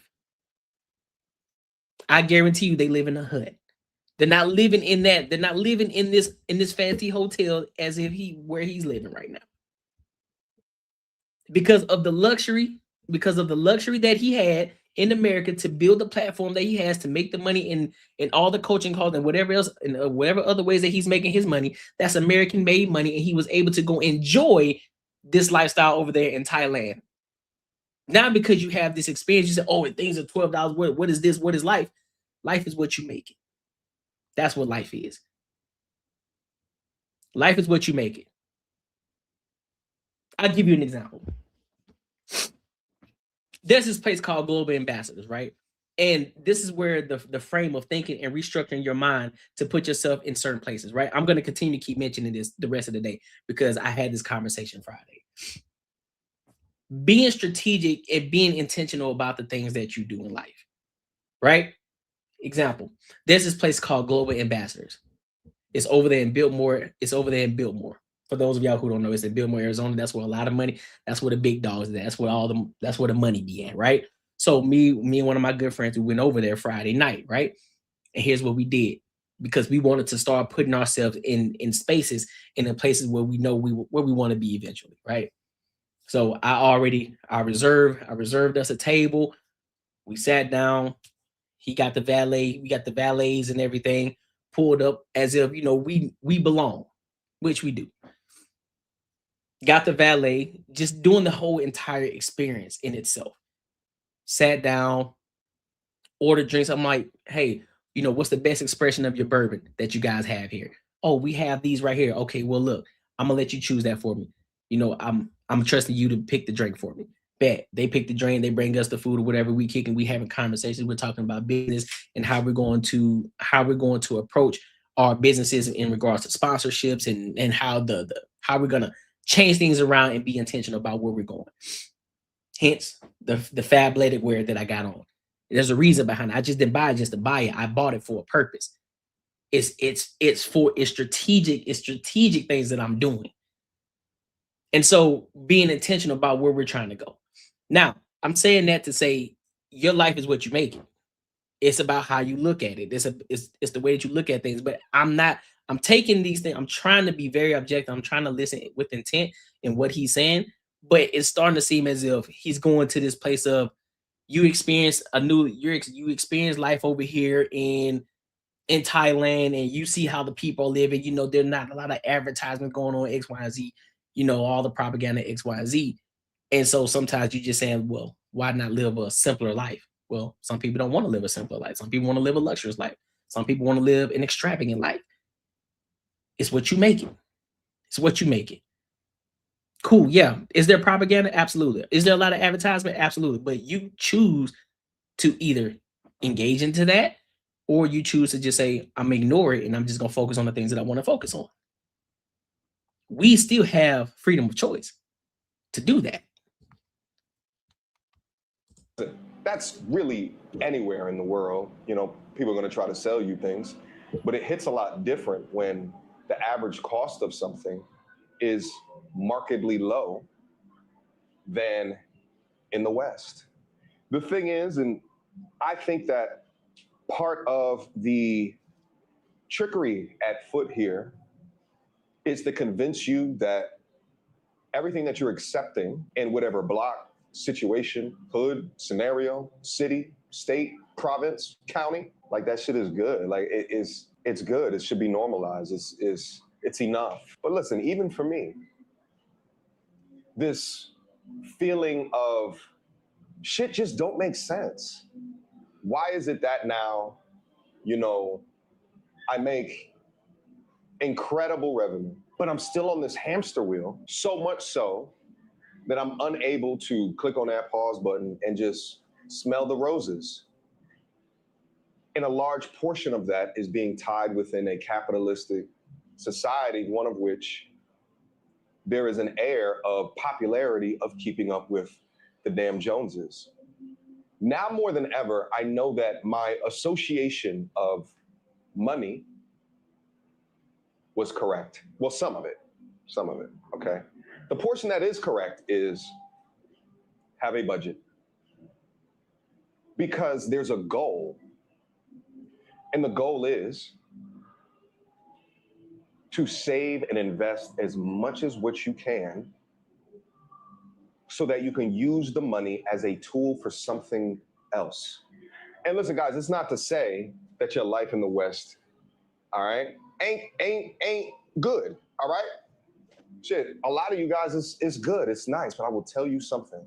Walking around these streets and feeling ease, peace.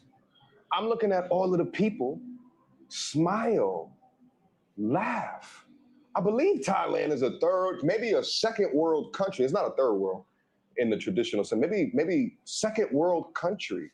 From an infrastructure perspective, there are things here that are a little bit different. Notably, the sewage, like the water situation, there's people out here, or excuse me, there's houses out here that every like 2 or 3 days, they got to get like a delivery of water, like in these big water trucks, right? That's some weird shit in the West America. We don't know anything about that. Also, there's something weird about flushing toilets, like toilet paper down toilets. Like there's certain like weird things like that. Nevertheless, after I've had countless conversations with the locals, mostly women, right? But a lot of the locals, and I actually been thinking about getting them over here. We can do like an interview sitting right next to each other, like having a conversation so that y'all can learn firsthand kind of what is life down here. But as I look out and I see people that earn modestly, are hardworking people, and I see smiles, I see happiness, and it's a large portion of that is these people are just living life. They're not in the rat race. They're not on the hamster wheel. They're taking care of their families. They're earning modestly. They're doing what they need to do, right? And then they're just enjoying it. Man, listen, bro. That sounds phenomenal. And, you know, you have to make do with what you have. Yes, you have to be thankful for the life that you have, the life that God has given you. For those individuals that live in Thailand, a lot of them don't have the luxury to travel to the USA and create a better life. Some do. But what MTR is speaking from, and he's already debunked it, you're speaking from a place of privilege. You have a solid revenue, so you're able to go over there and be at peace and enjoy life the way that you want to. Life comes at ease. But when you look at, do you think that those individuals who are walking up and down those streets, you don't think that they have, do you think that they have a life of ease? You don't think that they're on a hamster wheel as well? They are on a hamster wheel as well. They're doing the exact same thing. That massage, that 2-hour massage that you have, guess what? She got to show up again tomorrow and do the same exact thing for another motherfucker who got money, who just visiting in Thailand. They got to do the exact same thing over and over and over and over and over again to, guess what? Take care of their families. So everybody in the world is on a hamster wheel. It's not just an America thing. It's everybody. Everybody's doing the work. Everybody is. No matter where you are, third world country, second world country, first world country, everybody's working. Now, with that, are you at peace with where you are with your life right now? There's nothing wrong with wanting more. There's nothing wrong with that. But when you make that the idea, when you make that the main focus, when you love the money instead of just using the money as a tool, that's when the obsessive comes in. That's when you can't enjoy life the way that it is. When you're able to say, listen, man, I'm making money. Yes, I want money. I want more money. I want to make more money. That's a great thing. But I'm not going to love the money, because guess what? For the love of money is the root of all evil. Not for having money is the root of evil. For the love of money is the root of all evil. Because if you love the money, guess what? You're willing to do any and everything to get the money. That means you're willing to go against your own moral code in order to get the bread. That's a whole different ball game. But for those individuals and people that are in America too, there are people who are living decent lives and they are happy as shit. There are people who paid off their debt. They're happy as shit. Guess what? The weight is lifted off because what? They made bad decisions in the past because they thought it was the right thing to do until they learned, like, listen, let me pay off this debt off and I'm straight. I can breathe now. So now, shit, I don't have much debt. I really don't have to work as much as I need to. I'm chilling. I done got some money in I done put some money in my savings. I got some money in my investment accounts. I got some bread in my stock. We good. I'm enjoying life. But everybody is on a hamster wheel. Everybody. And I guarantee you can ask anybody in time. I guarantee most people would rather live in America, the United States of America, than live in Thailand. It sounds good from a place of luxury, dog. It sounds good when you're able to go into other countries and you got money in your pocket and you're able to do these things. It sounds good. It sounds good. What's good with the lost away? Amount of people that I've seen just walking around smiling. I walk into different establishments. Everyone is super damn nice, smiling. There's a thing that they do down here, like when you want to say like thank you, they go like this, right? They say something, things like sarika or like some exactly. shit. So he's experiencing life just because he hasn't been to Thailand. He's used to the America, so it's different. It's a cultural shock for him. It's, oh well, shit, man, this shit's different. Like everything is cheaper. You know, the life, the way the people they bow to you, they seem happy. Cool, because they've accepted. A lot of them have accepted the life that they have, and they are grateful for the things that they have. That they're able to go to work every day. They're happy about that. They don't have debt. They don't have debt. They don't. So of course they're not going to be going psycho crazy about anything. They're good. But they live very modest lives over there.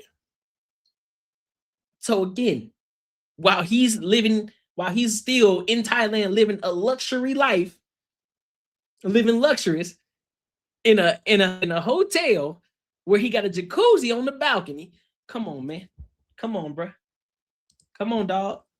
like that. I keep hearing it, but I don't really know what it is that they're saying. But like they do this thing, and I find myself, like I was thinking about it early today, between the time that I woke up and I went to go get that damn massage, it was at least 5 times that I did like one of these to somebody, right? Like just me just fitting into the culture, but these people are just nicer. They're not heavy, all right? And they're not heavy because they weren't inundated by battle of the sexes as soon as they woke up in the morning and they took a look at their Instagram and as they're doom scrolling, all right?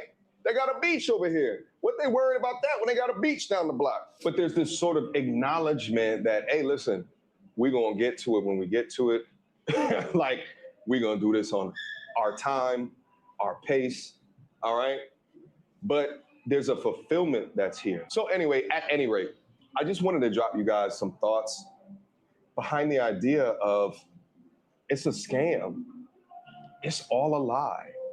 I'm over here already thinking about extending my trip just so I can get some more time, you know, in order to continue, you know, to assess everything that I'm seeing over here so that I can be able to report back to you guys so that you have more information to do damage with. But I know one thing for certain. Over the last several years, I've kind of felt like, even though I've risen in the ranks of whatever you want to consider within the rat race of things that, you know, people consider successful, but I felt like there was something missing. And that missing component is being in a place that's happy, where people are fulfilled. People are not shooting, stabbing, hitting, right? Like every time you turn on the news in America, you're like, God damn, this is a crazy. When I got down to Atlanta, I had this app on my phone called Citizens, which is like one of them police, APB, right? You can hear like police calls and shit like that. I had to turn that app off because I'm just like, it's giving me anxiety because everything that's happened around. And it's not to say that, you know, this is a completely 100% crime-free place, but you could walk, you could be out on the street 5 o'clock in the morning, turn down a weird-looking street, ain't nobody messing with you. They waving at you. There's something unique, you know, when you think about safety. There's something unique when you think about, hey, the 40 to 50 hours per week that I work over here, I can work 10 hours a week over here.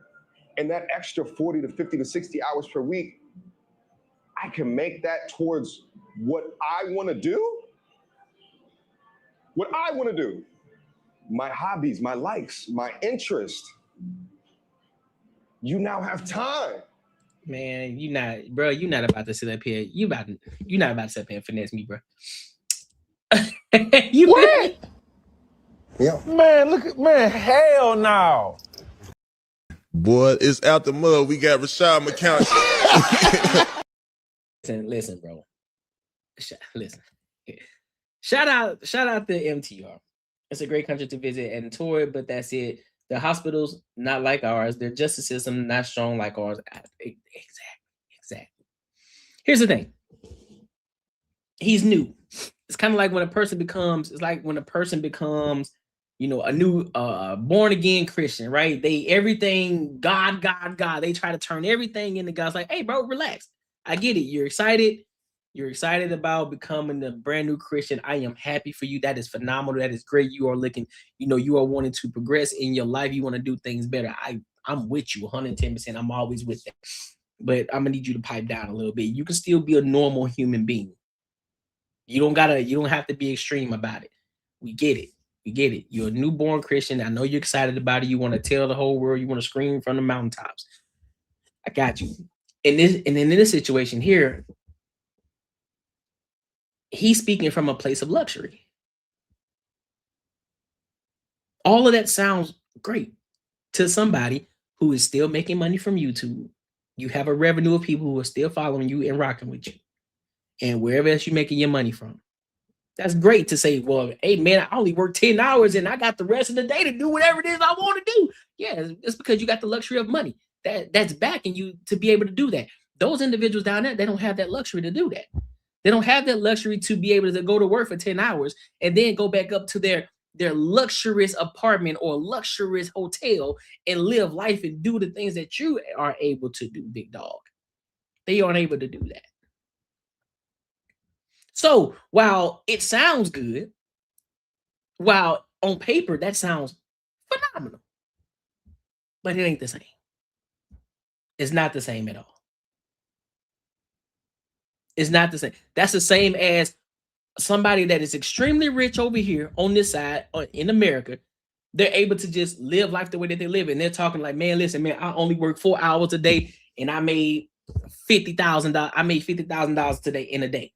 So now my whole day I'm chilling or I'm doing whatever the case may be. Some people have the luxury to able to do that because why? They built themselves up to get to that point. Not everybody has that luxury. The people who don't have that luxury, they got to go to work. They got to get to it. And hopefully they were smart enough to put themselves in the position where they can stack their bread, invest their money into the stock market or, you know, into a brokerage account, get your IRAs, stacking your money over here on this side. And hopefully they're able to build something on the outside of their 9-to-5 job and using their job as a tool in order to get them out of the rat race, to help them pay off their debt a lot faster so that way they can truly enjoy life. Because let's be real, it ain't the jobs that's holding us back. It's the shit that we buy that holds us back. It's the shit that we put ourselves in debt for that holds us back.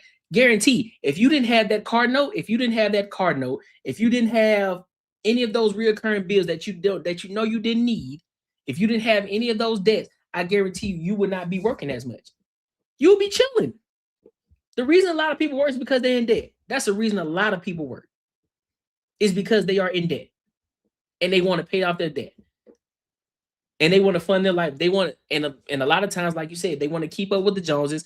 And so therefore they buy shit that they don't need just to keep up with people. They're going to buy expensive shit. Just because you got a raise, that don't necessarily mean it's time for you to go buy a brand new fucking car. When you don't need to.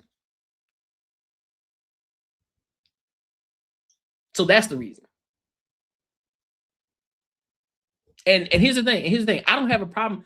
Here's the thing. I don't have a problem with his excitement about Thailand or anything. I'm not saying that he's right or wrong about the situation, but I'm just saying we have to give more nuance in what's going on here. Like he's speaking from a place of luxury. He's speaking from a place of privilege. You got money, homie. So that shit that you're talking about, it sounds good on paper to people who have money, who are able to go over there and extend their trip. You in Thailand, oh, well, I'm thinking about extending my trip. Oh, that must mean you ain't got no debt. You ain't got no job to go to. You are financially good. That's for those type of people. But those everyday people that you was looking down at, they got to go to work. They got things to do. They got family to take care of. So, I hear you, but I ain't going.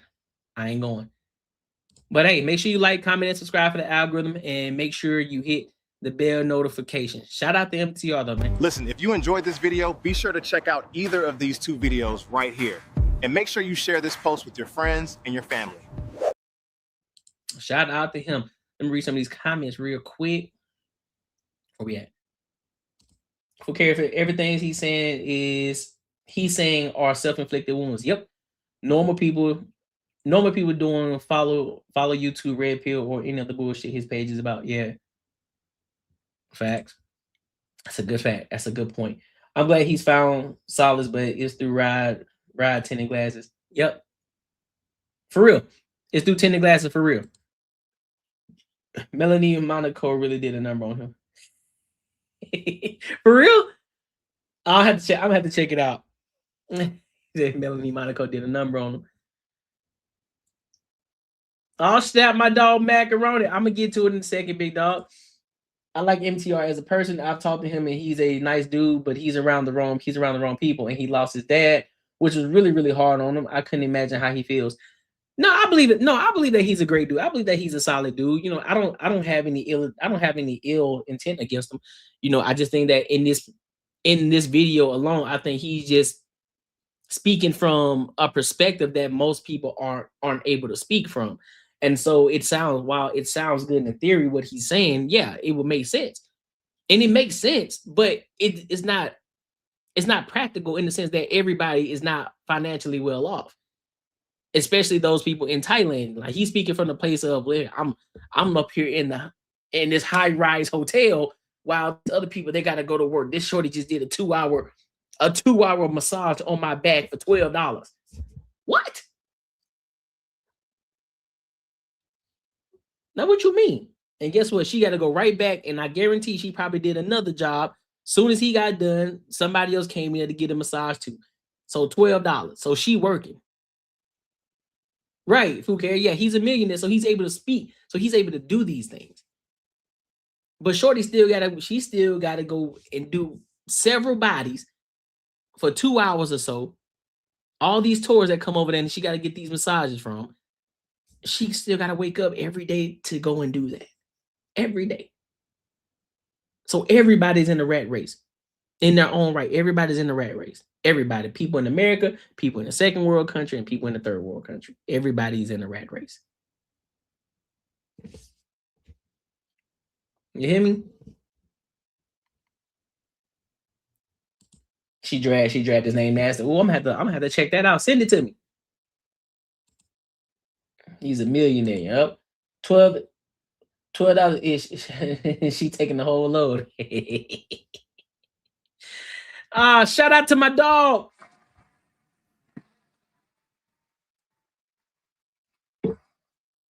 Shout out to my dog Macaroni Tony for becoming an ENG member, dog. My boy, I appreciate you.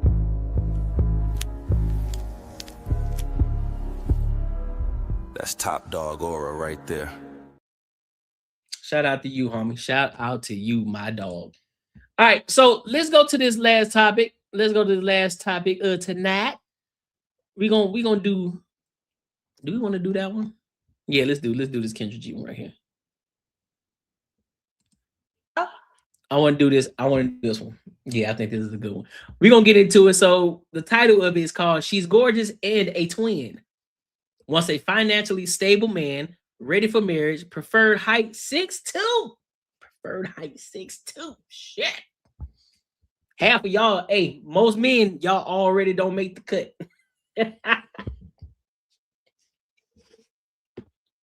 Half of y'all don't make the cut already.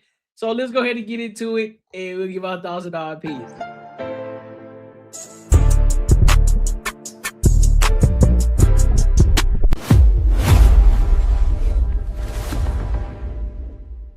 Can you hear me? Damn. Can you guys hear me? I can't hear you. Okay. Listen, let me take you out I and then have come the back mic in, okay? is on. I'm not sure. Hello? Download the Kendra G Singles dating app now. Thank you for being patient. I have a twin sister. She's right here. Y'all look alike? Say hi. Is We're that identical. Oh Sensational. my goodness, it's two of you. Yes, Okay, what is your name? Symphony. Symphony. Yes. Where you calling us from, sweetheart? I'm from LA. Okay. You look like an LA I should have kid, probably known. LA is filled with girls like you, child. I always tell people, I mean, that's your real hair, right? It's my real hair. Yeah. I always tell because men be complaining like, oh, girls, I want y'all to wear real hair. I'm like, I see girls with real hair every day in LA. I said, I still wear wigs. I like wigs and all that. So I don't care what men say about the wigs. Okay. Yeah. So Symphony, I'm saying it right? Yes. They said two. Y'all beautiful. Thank you. How old are you, honey? I'm 38. Well, I'll be 38 in November. Why I'll are be you 38 in younger than November. 38? Everybody thinks that. That's because, you know, I drink my water. Okay. Do you have any kids? Yes, my son, he'll be 18 in September. Oh, wow. Okay. You ever been married? Never been married. Never married. I've been proposed to, but not married. You said no? I said no. So he proposed and you said no. Y'all didn't even make it. You didn't say yes to the kid. Yeah, it's just, you know when somebody's your husband. I just knew it wasn't going to work out. What do you do for a living, sweetheart? I'm a hairstylist. I'm a personal chef, and I'm also in school to be RN. Okay. That's why your hair's so pretty. You know how to take care of it professionally. Hairstylist. Yeah, well, I make custom wigs, so I don't do like natural hair. I do custom wigs. Oh, okay. And personal chef. I think I have it all. So we got it's Symphony, right? Mm-hmm. Fashion Symphony, kid. LA, 38. Oh, what's your zodiac sign? I'm a Scorpio. A Scorpio. So we got Tiffany, LA, 38 Scorpio, mom to 18-year-old, never married, is a hairstylist, a personal chef, and going to school to be an RN. All right, we had to restart the live, bring it back together, but we are here now. What kind of man are you looking for, girl? I'm just looking for somebody that's honest, patient, emotionally intelligent, financially stable. Just somebody, that's husband material, really. Okay, so far, what it sounded like, probably the dude that she was fucking with, he wasn't living up to the standard of financial stability. She probably was in love. She probably was in love with him, and then she probably got a taste of a little bit of good life, and she's like, "Nah, I'm too good for you. I'm too pretty for this." I mean, because she is pretty. I ain't gonna hold you. Too pretty for this. Pretty privilege kicked in. It's like, I know I can do better than you. And he probably, and let's be honest, he probably was a good dude. Let's be real. He probably was a good dude. He probably just didn't make the type of money that she wanted. Probably was a phenomenal dude, was ready to settle down with it. And she was like, "No, I think I can do better." That's what it sounds like so far. I could be wrong, but that's what it sounds like. Oh, so yes, financially stable. We got there early, so I got to ask: is there a minimum? I live in LA, so I hate to say this, but minimum like at least 120,000 minimum. Okay. If you're in LA, if you're in like Texas or something, you can make less. Would you relocate? The cost of living in LA. I can relocate, yeah. Yeah, I mean, I live in California, and it's the most expensive state I've ever lived in. But so the dynamic is, I'm assuming you want him to make more because you want to be a provider, Mel? Yeah, I think every woman wants like a provider. I think that's, yeah. Every woman wants it. You are absolutely right. What does that look like for you? So it's like, you're not paying no bills. Would you do, sometimes I heard I'll pay cute bills. What's your assessment? I never thought about that, but I guess in the beginning, when you're in the beginning stages, I take care of my own bills. You take care of your own bills, but you provide like for the dates and stuff.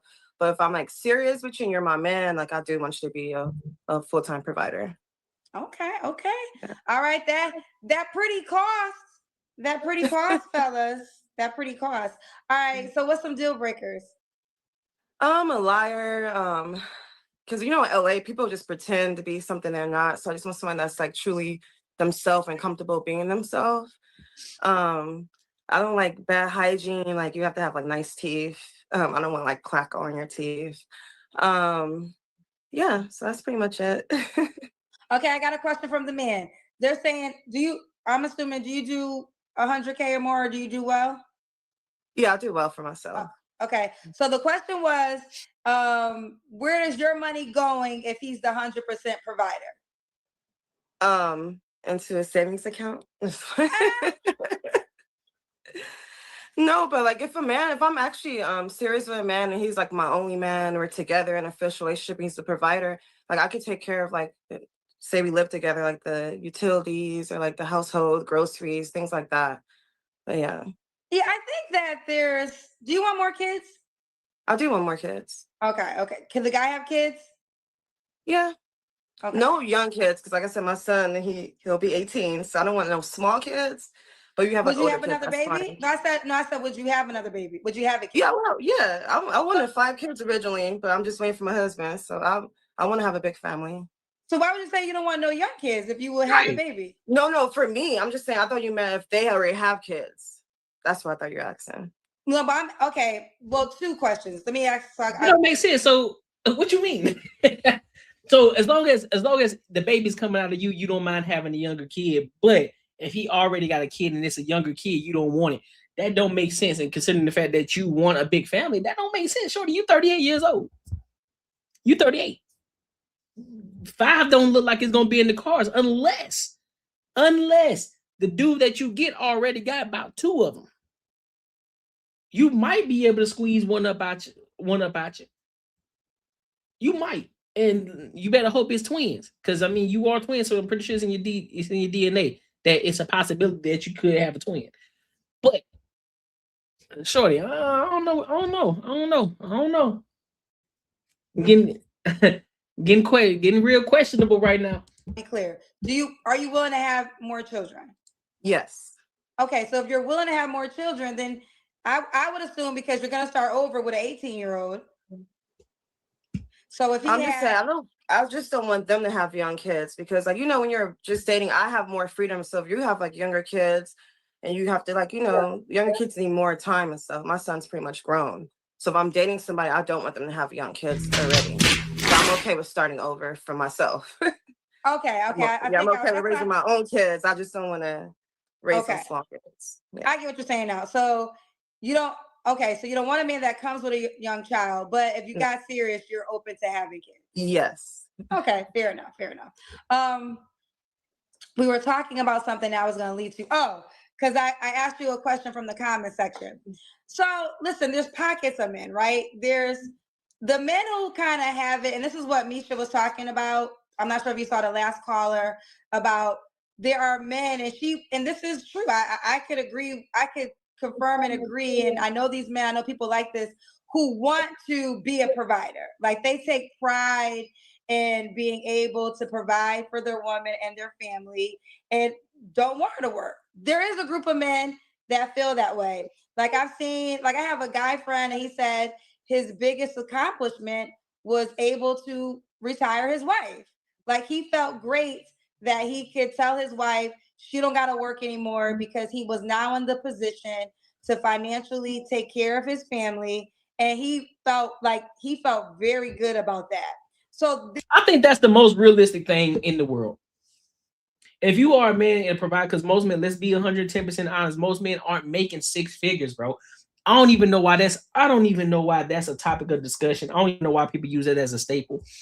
Most people aren't even making six figures, right? And then when we talk about six figures, most people are already talking about, oh, he got to make at least 120K. Listen, most people aren't making that. Most people aren't making that. And when you say six figures, that's so broad because you could be talking about $250,000, you could be talking about $750,000, half of a meal. But ultimately though, most people aren't making six figures. Now, if you were to say, hey, if you already making $50,000, $60,000 a year, I hope that your goal for me is to retire me before retirement age. Now that's a goal to strive for. Like, I bet. Listen, baby girl, I'm making $60K a year right now. You know, I got some other things I got in motion right now. I got some motion going on over here. I'm just using this job to make sure I'm able to pay the bills off as much as I possibly can, to the point where this over here will be able to take care of everything. And so by the time you turn 45, 46, 50, I'll be able to retire you.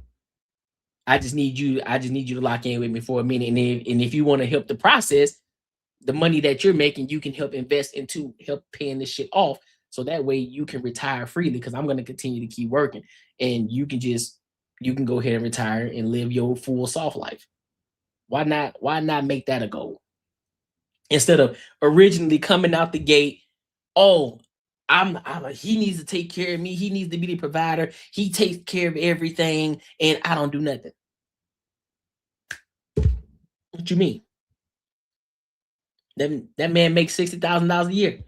Now, depending on his spending habits and what type of bills and debt that he's in, he may or may not be able to take care of you. So you're gonna have to chip in.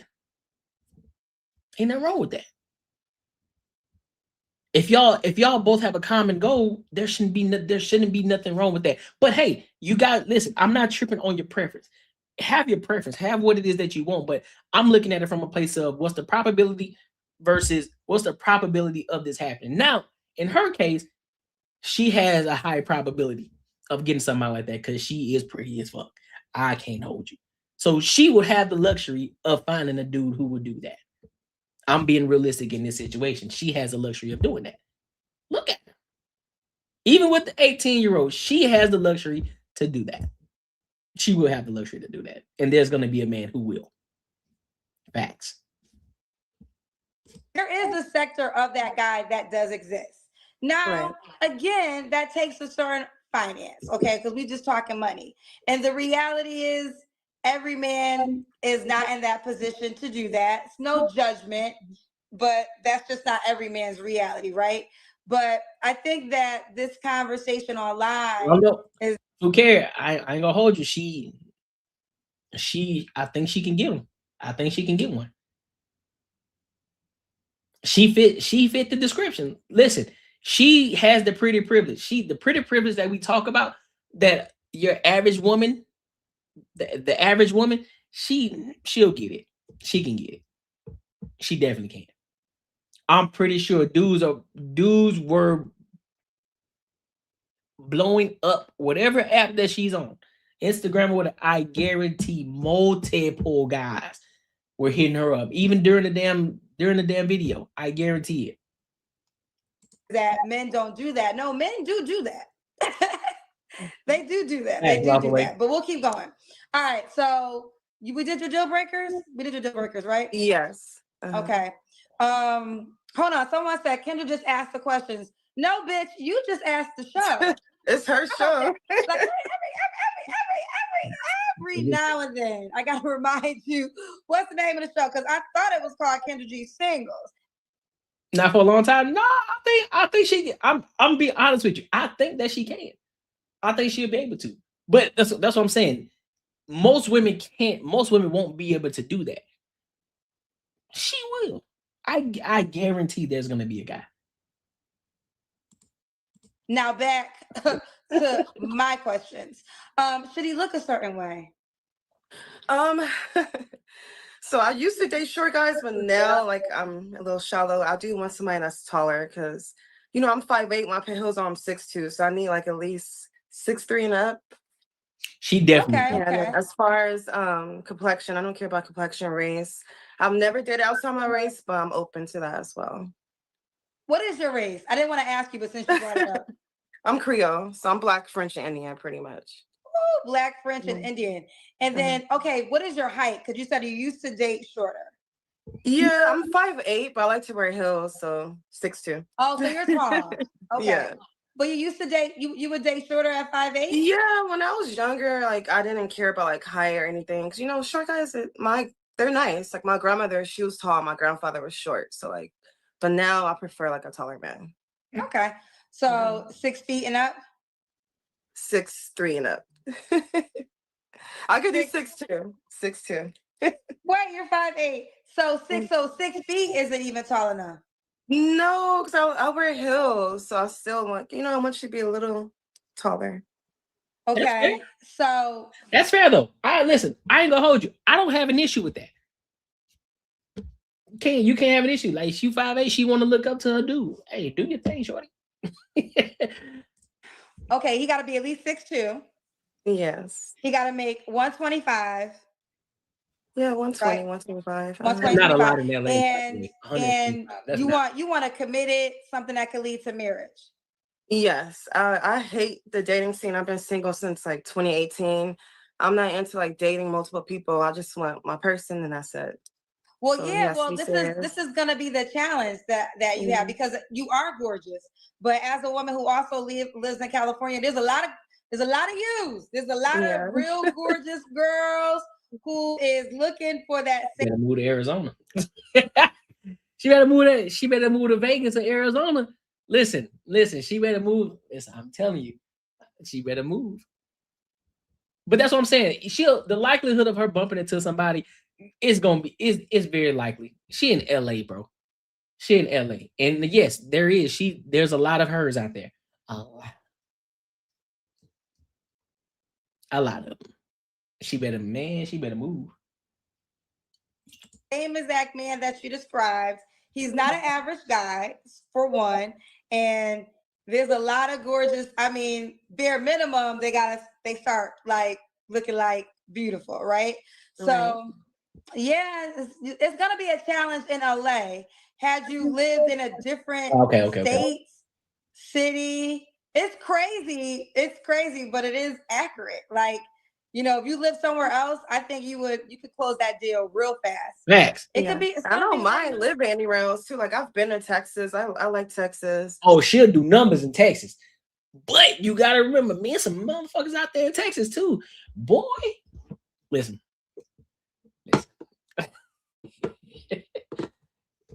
Listen. Now, let's be real. She won't do bad in any of these places. But if she want to be the top dog or close to it, you can't go to Florida. You better get out of LA. Texas, you might have you gonna have some competition, but you can still make it out of Texas. Yeah, those are pretty much the South. Or don't go to New York. Nope, don't go to New York. Anywhere else, I think you'll be straight. Anywhere else, I think you'll be good. Anywhere else, I think you'll be good. Anywhere else, I think you'll be good.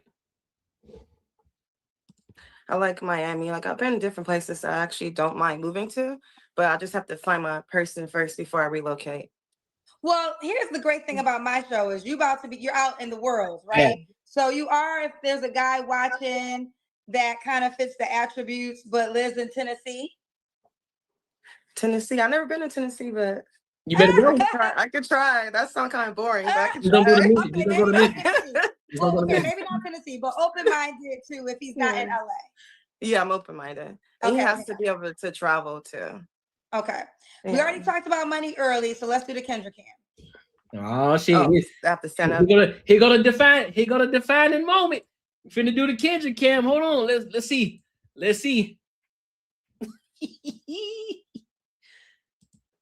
Yeah. Okay. I hold got on, this. Paul. Let me raise my camera. I don't know if you can see me. Okay. We see girl. She got on a blue dress. Okay. We got you, honey. Hold on, fam. Let me see. Hold on. Let me see. I don't know if you can see me. Okay. All right. You can work with that. You can work with it. You know what I'm saying? It's a little flatter than I expected back there, but we can work with it. We see you, girl. You can work with it. Got on a blue dress. Okay. You can work with it. You know what I'm saying? We got you, honey. You cute. You definitely cute. So Symphony, am I saying it right? Yes. When was your last relationship? So crazy. My last serious relationship was 2018. Okay. I've dated in between, but nothing serious. 2018. What are we looking like? 2024. So that's 6 years single. Yeah, it's a bump in the road. Yeah, you know what I'm saying? Nothing too crazy back there. You know what I'm saying? It's a little something back there. It's a little notch out there. I see something poking a little bit. Yeah, I think it's like 8 years, 6 years. Yeah. Wait, you can do the math. Or 2018. 7? Yeah, I think that's 6 years. I think Okay. Yeah, in LA, she's a 6 in LA. She's a 6 in LA. But a place like Arizona, anywhere else where ain't baddies every fucking 10 steps, yeah, she'll be a smooth 9 anywhere else. You better at math than me. Well, I just looked at 20. No, you're right. I'm wrong. We're 2026. Oh, okay. You're right. It's 8 years. It's 8 years. I don't know why I'm thinking we're in 2024. No, you're correct. It's 8 years. 8 years single. Okay. When was the last time you was intimate with someone? Oh shit. Do I have to answer that? Yes, you do. You don't. I meant to preface that. Yeah, that's you don't have to answer. You don't have to answer. Okay. Personal business. All right, we'll leave it at that. Here's what I will say. If you want to, for real, you gotta. That means it was recent. That means it was recent.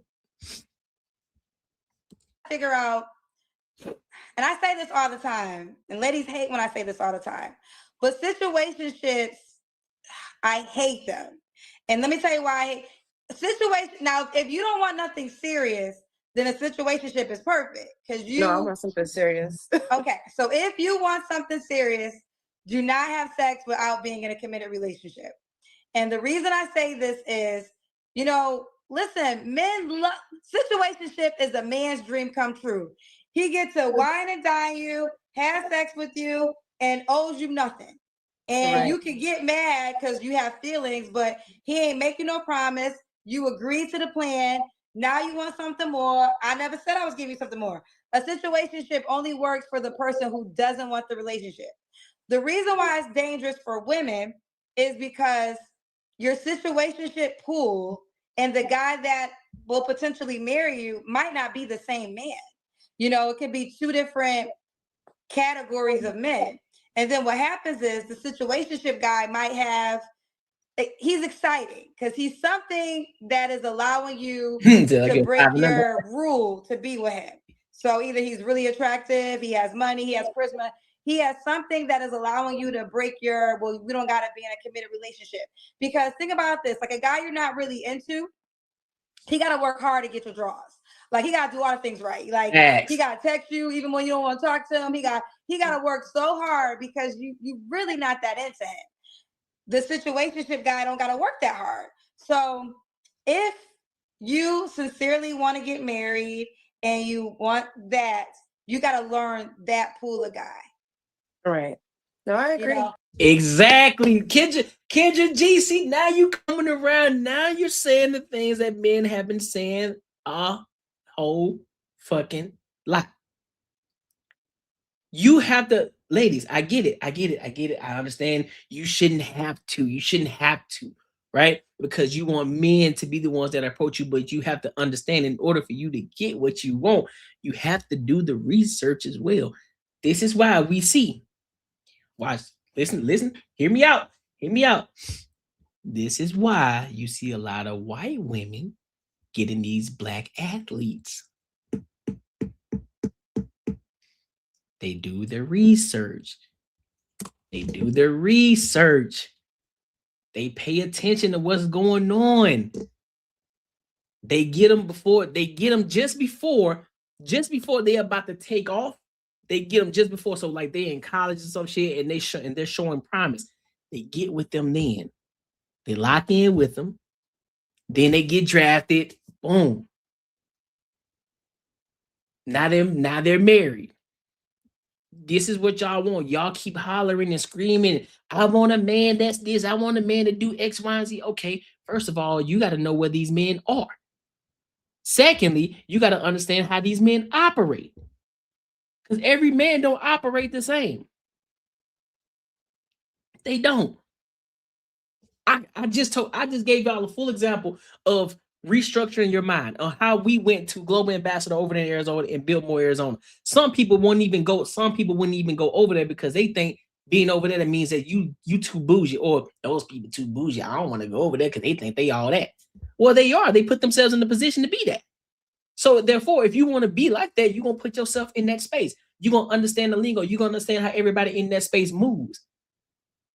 Which then, of course, it broadens your horizon. You realize, like, damn, these people do things differently over here than what they do over there in downtown Phoenix. It's different. They move different. I like the way they move over here. So I need to start moving that way too. I need to start operating. I need to start talking to people, looking at the conversations that they have over here versus what they have over here. Look at how they date. Look at the type of women that they date over here. Over here, you see a lot of big backs over here, down here. But over here, I don't see many big backs. Shit. I need to be in this environment. See what I'm saying? So now you're starting to move like these people. You're starting to operate like them. You start to do, you almost embark the things that they do. You embark on everything that they do over here. So therefore, you put yourself in that space to be seen. And now you're gauging the type of man that you want. Okay, I want this dude to be 6'2", making 120K or more. Let me see how he operates. Let me see how he moves. Let me go in here and just people watch. Let me see how these guys are operating. Just go in there and study. Don't go in there to try to get a free drink. Go in there actually with some intent. Like, let me study these people. Let me watch them.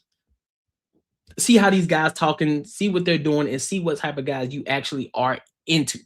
Because yeah, on paper it sounds good. 6'2", 120K, in shape or whatever the case may be. That's a lot of people. Well, let me rephrase. It's not a lot of people, but there's a good amount of people that could be 6'2", making 120K in that space. And considering that type of space, guess what? 120K, you damn near poor in that space. You see what I'm saying? So go in there, study, pay attention to what's going on, get out of whatever environment that you are in right now and the type of dudes that you're attracting, get away from that and put yourself in that other space and start studying these men and understand what it is that they want, the type of woman that they're looking for. Have conversations with them. It don't have to be intentional. Just have conversations. Just understand how they talk. And boom, you can find the person that you want. You already got your face and your looks going for you. So that helps. So you're gonna get eyes on you. But just be mindful. There's some other daddies too. And you got to be able to stand out amongst the rest. Because just as you are competing to get that 6'2" guy that's making that type of money, there are other women that are seeking that same exact dude. So you have to be the one that's more than just pretty. So yes, you got to work too. You got to put in some effort. Like y'all say, you got to apply pressure too, not just him. So. Because that's why you, for the last 8 years, have been single. I don't know when the last time you had sex, but I'm assuming you might have had sex. I think I've been single for 8 years because I'm like more of a homebody, so I don't really go out much. And this online thing, I just downloaded your app. It's like new to me. So I'm like, shit, I didn't even know it's been 8 years. Like when I did the math, I was like, damn. So I'm like, let me try something new. But I don't really get out much. So I think that's more why I'm single. I think if I went out more, I probably would run into people, but yeah. No, you're attractive. I think if you go out, I would assume that men would at least try to court you. But does he have all the things? You know, you said Right. you said the unicorn. You didn't even say 6 feet. You said 6'2".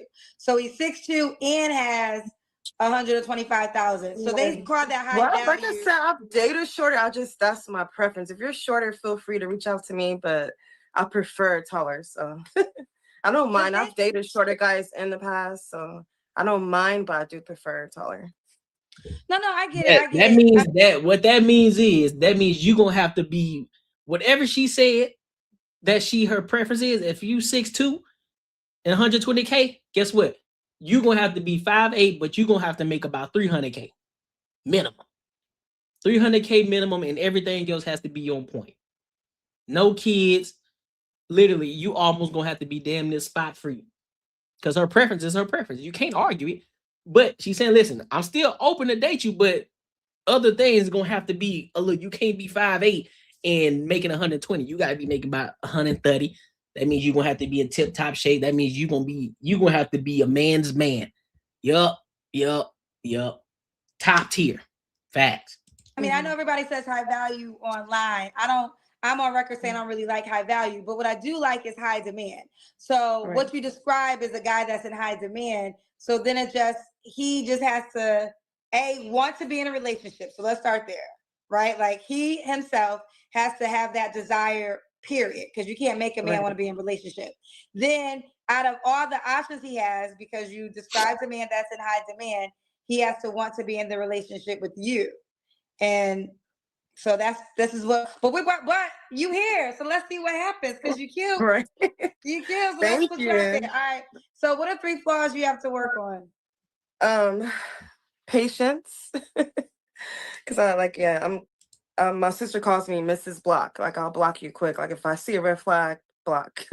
So I do need to work on my patience. What else? I don't know. Can the comments pick for me? I don't know. Boy, it's out the mud. We got Rashad McCown. Boy, when I tell you, it never fails. So now you know I don't just be talking out the side of my neck. They can tell you what type of man that they want, but they can never, when it comes to them holding themselves accountable, when it comes to what's your flaws, what's wrong with you, they can never list off. They can never list it off. They can never list it off. Can never tell you what their flaws are, what are real tangible things that you can work on about yourself. Main character syndrome, bro. Okay, guys, you know how it works. You gotta give 3 flaws. She gave 1. We got 2 more to name. Yeah, because I'm trying to think. I don't think I'm perfect, but I'm trying to think of some flaws. They said, well, that's why you single, because you don't know your flaws. I don't. You might be right. I should call my sister here. Maybe she knows. No, but I really think it's my patience is number 1. And a lot of people are saying delusional. Delusional? How? How am I delusional? Okay, how do you want to say she's delusional? Delusional. I'm saying delusional a lot. Well, again, one thing I told you, I'm not even gonna say delusion. I'm gonna say probability. Like, I definitely think you're gorgeous, but you know, gorgeous is a prerequisite in LA. Like, you know, like that's almost like you got to be that. Like, so it just. But I really, do have but a then I lot of think- qualities. I'm not just pretty. Like I was raised by my grandparents, so I cook, I do all that. You know, I make my own money. So just because I want somebody that's financially stable doesn't mean like Look. She's about to ready to list off all the good qualities, but she can't list the bad qualities at all because she thinks she's perfect. She says she don't think she's perfect, but you can't give me 3. You only give me 1. Patience. That's it. Really? Okay. You know, I'm just a gold digging LA girl, like, you know. So No, I don't think I would think that you're a gold digging LA Yeah, I'm girl. gold digging. I'm just thinking because what you described, what you wanted, which was sensational, basically, right? Yeah. He's sensational. But they're out there.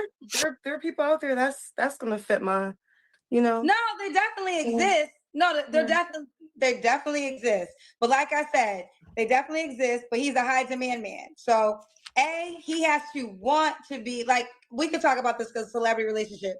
And I was talking to one of my guy friends, and we were talking about Clay and Megan. And I said, when will Clay? I was like, when do you think Clay would want to be settled down with one woman? And he said, never. I said, what? He said he's never going to be settled down with one woman. I said, wait a minute. What about when he's 50?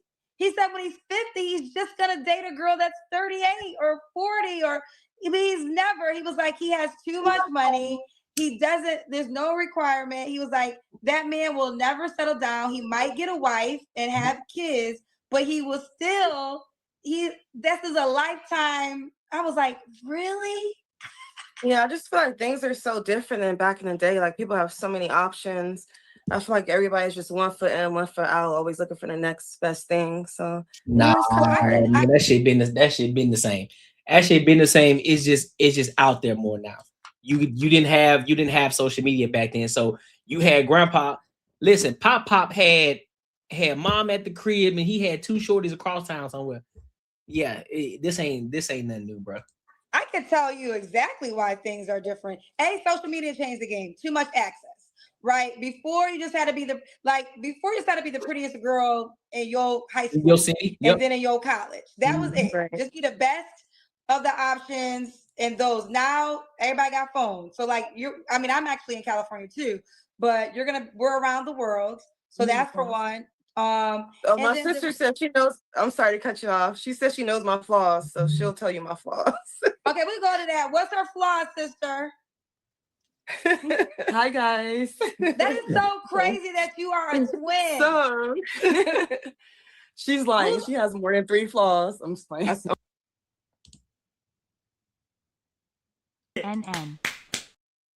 Only said 1. Okay, so yeah, she blocks everybody for no reason. Like you can just do like 1 small minor thing, she'll block you. She's a mom, so she's kind of like bossy, like controlling, like likes to run stuff. Okay, go away. Okay. This is your opportunity. Well, at least she gave her 2. Yeah, you're bossy. We can see that. She likes things her way. You can tell you can see that. She likes things her way. If she don't get it her way, she get an attitude. Yeah, we see I would that. say this. They Oh no, we trying to find her a man, right? She's so amazing. You guys should choose her. Go. They love their. Well, you These saw the girls are ad. gorgeous. Your parents had 2 beautiful girls. Thank you. I think that someone told me that's the problem. If I tell a girl, somebody in the comments told me like, you told the girl she's beautiful. That's why she can't be with nobody. I was like, damn, I didn't even know you're not supposed to tell girls beautiful. I don't know what's going on, child. But back to what we were saying about the difference now. And then ladies, y'all gonna hate this, but this one's on the women. The standards went away. Like men can get everything without being a husband. He could get a child without being a husband. He can have sex without being your husband. He could, I was like, what you shaking your head for, shorty? You ain't getting married. You got a child. And you was out there getting buzzed down without being married. So now you can't shake your head on that.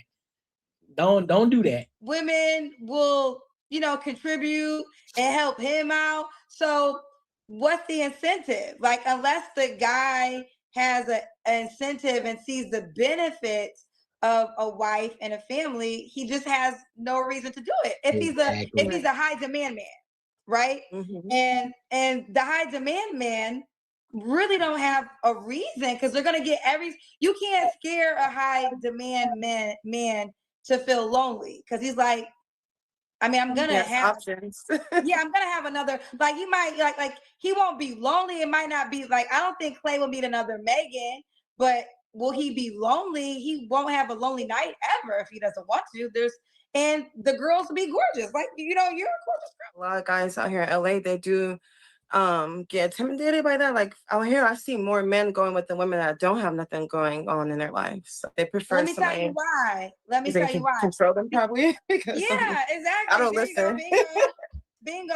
Like, money is a good thing, but it could be a disadvantage for women in dating. And let me tell you the reason why. No, it's not a control factor. I wish y'all would stop trying to use that. It's not a control factor. Men aren't using the money to control you, dog. In general, men who tend to date women who aren't as financially well off as them is not because of a control thing, bro. It's simply because the simple fact of, all right, bet I got this money over here, so you don't have to necessarily worry about it. But you are more appreciative of the things and the experiences that I'm giving you, versus always thinking that you gotta say something or you gotta have some form of control. You always talking the fuck back. You always got some shit to say. Like, those type of men don't care for that. They don't care. It's not a control factor. It's not, I'm trying to control you. I'm trying to tell you to shut up. Cool. A lot of men don't even care if you gonna say some shit back. But a lot of times you come with this attitude as if you a big dog. It's like, hey, first of all, step the fuck back, relax. Cool, you make your own money. You're supposed to, as an adult. You're supposed to make your money. But you're not as this idea that you can do bad all your body by yourself. I'm a strong, independent woman mindset. That's where that comes from. So it's not necessarily this control thing that all these women always try to say. It's not control, man. It's not. One of the reasons why, long-term relationships, some people are together because of codependence. Like, they can't afford to leave. Like they literally can't afford to leave. Like, I had, I won't share nothing personal, but I know people who literally learn, like, if they got a divorce, how much money they would lose. So it's like, we're gonna make this shit work, because I'm not losing half my income. I'm not losing half my income. It's, but that's just one example. But just relationships when they were thriving, women didn't have what you said, money. So and that's why men were able to get women back in the day before, because women weren't as expensive. Now women you got to have a passport, you got to make a certain amount of income, you got to be a certain amount of height. When marriage was higher, all those things weren't a part of it. And also social media didn't exist. So your world was really all you knew. Social media, what happens is it's giving everybody eyeballs to other people's lives. So it's like, wait a minute, that's you scrolling. Oh, she got a car for her birthday. I'm cuter than her.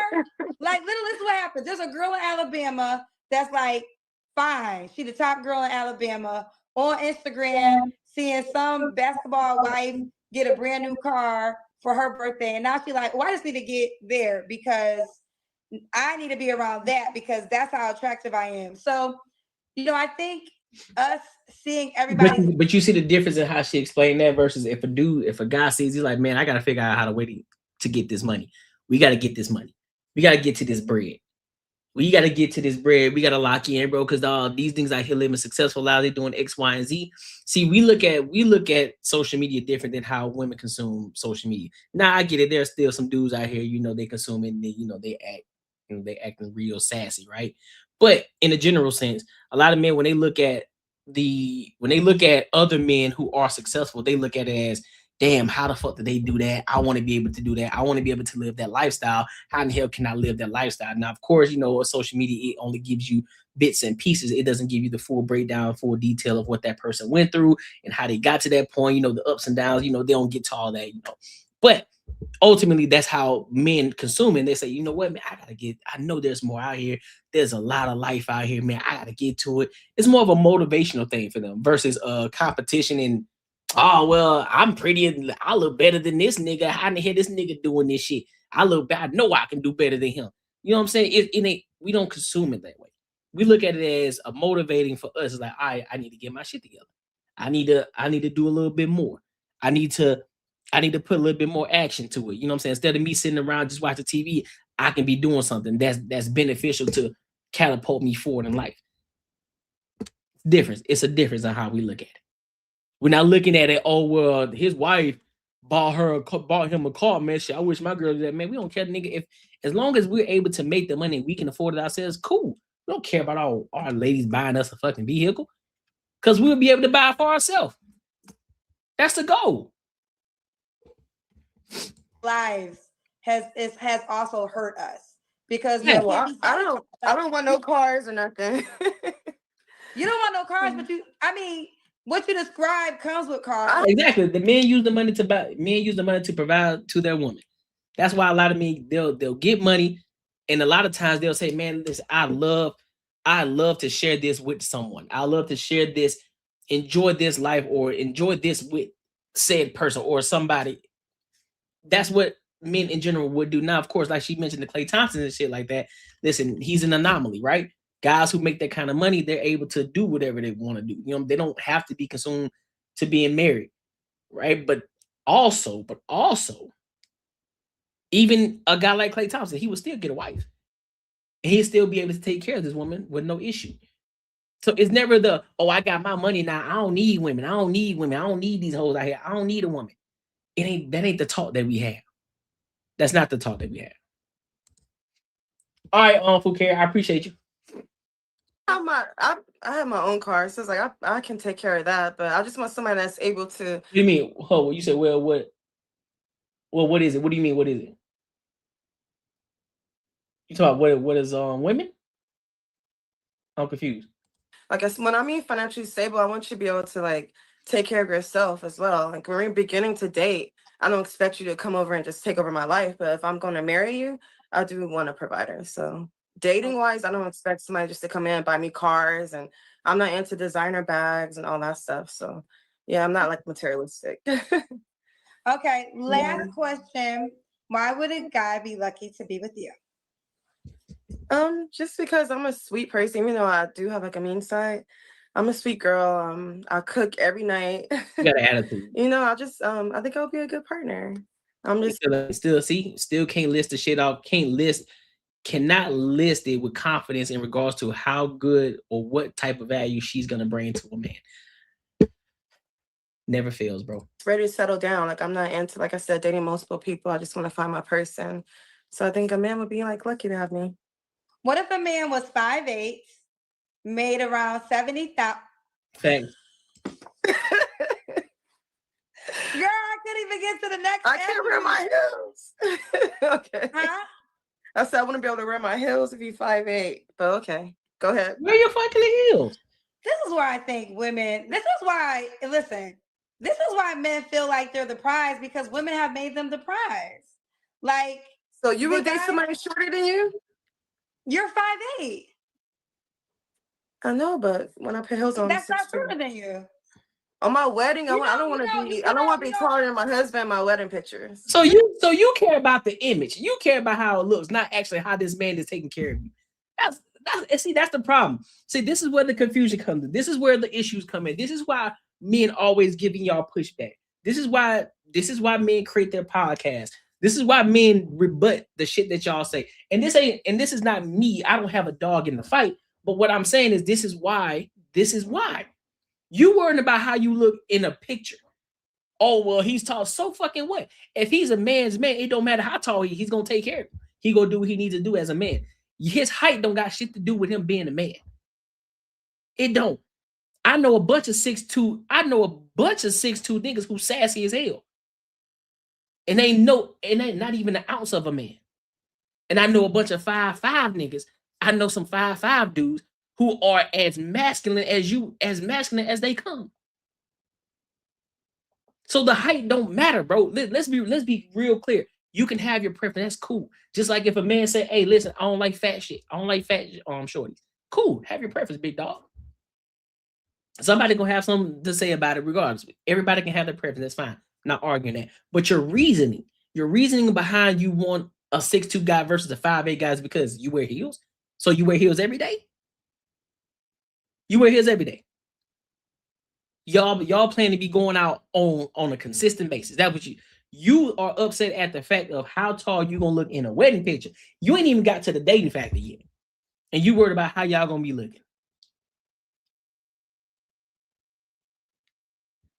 What if this 5'8" guy appreciate the fact that you look like a stallion in them heels and he wants you to be the center of attention? But you worried about the height because it looks good. It just looked good on paper. And this is where y'all mess up at. This is where the rubber meets the road. And I'm gonna say it again. Have your preference. Cool. But understand that the reason that you're giving for your preference is crazy.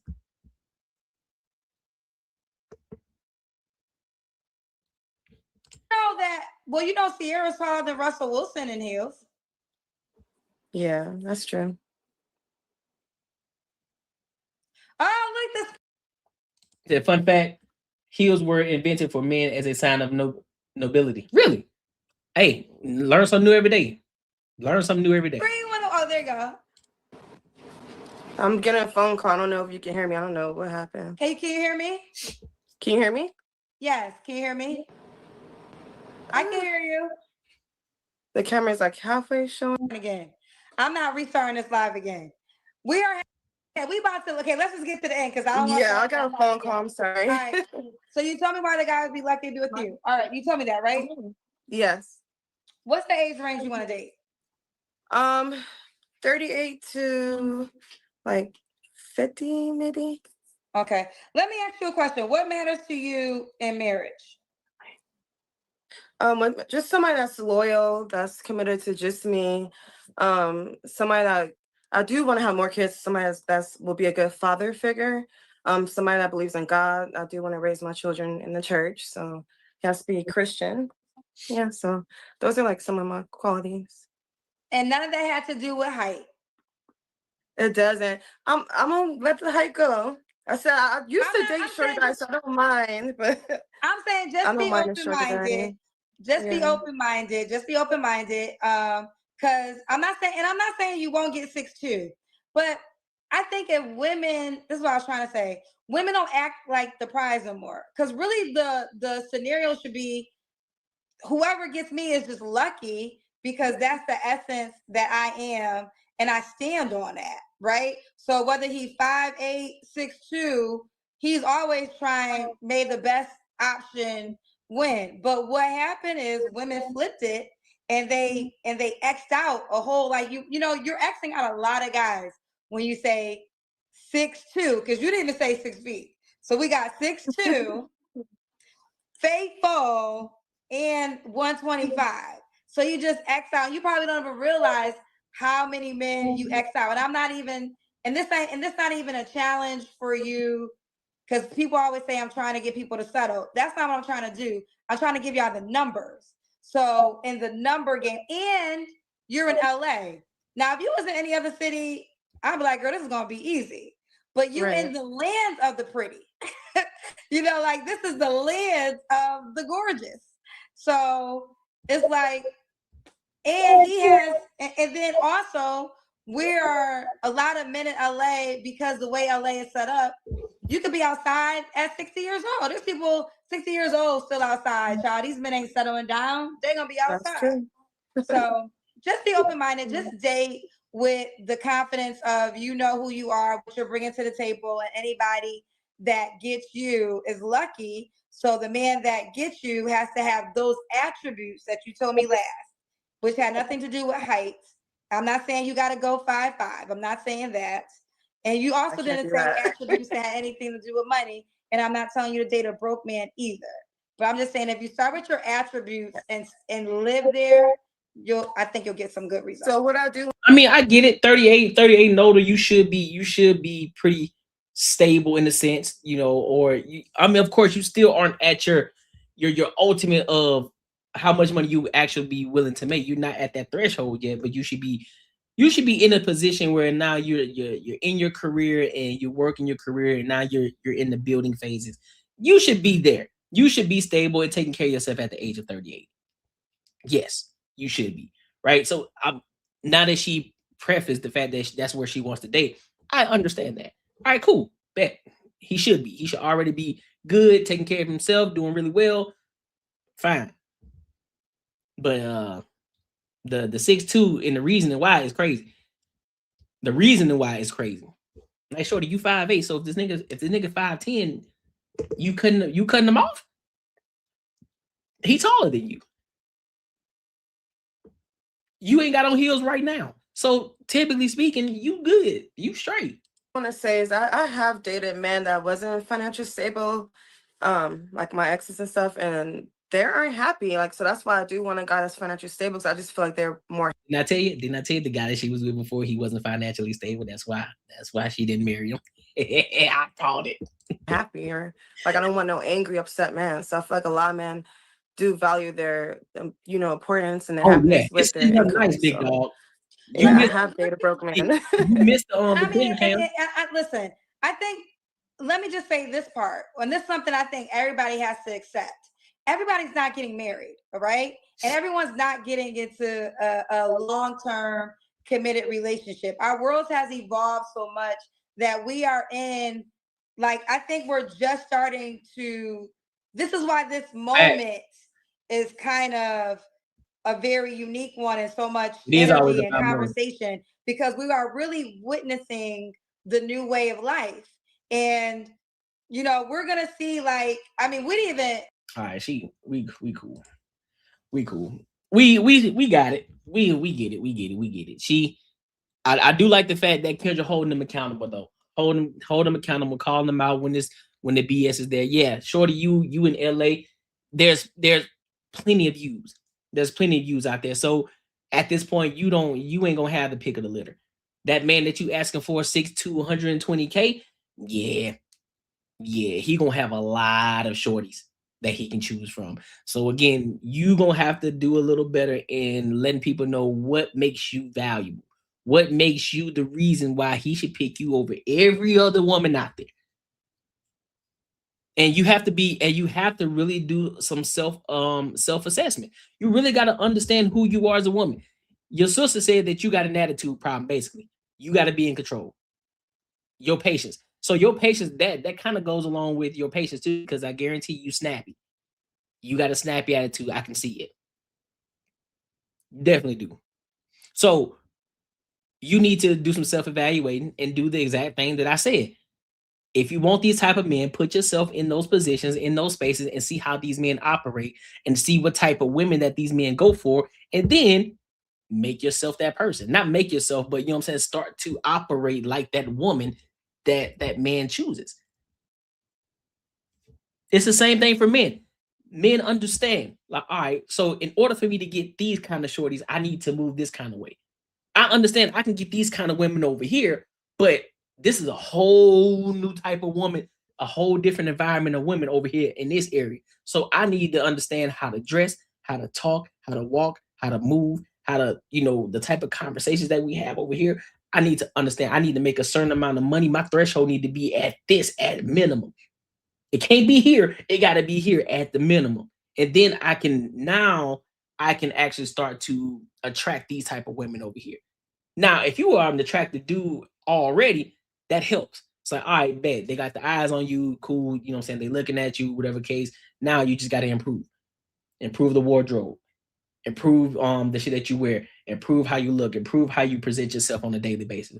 All of these things, man, you got to embark the person that you want to become and the type of people that you want to attract. It's a no-brainer. It's a no-brainer. So, but yeah, man, make sure y'all like, comment, and subscribe for the algorithm, and make sure y'all hit the bell notification. Listen, if you enjoyed this video, be sure to check out either of these 2 videos right here. And make sure you share this post with your friends and your family. Yeah, let me read this super chat real quick. Yeah, you right, man. Making money is me, man. 10 years, man, you're gonna have matching Benzes. 10 years. Thinking more like 10 days, man. 10 days.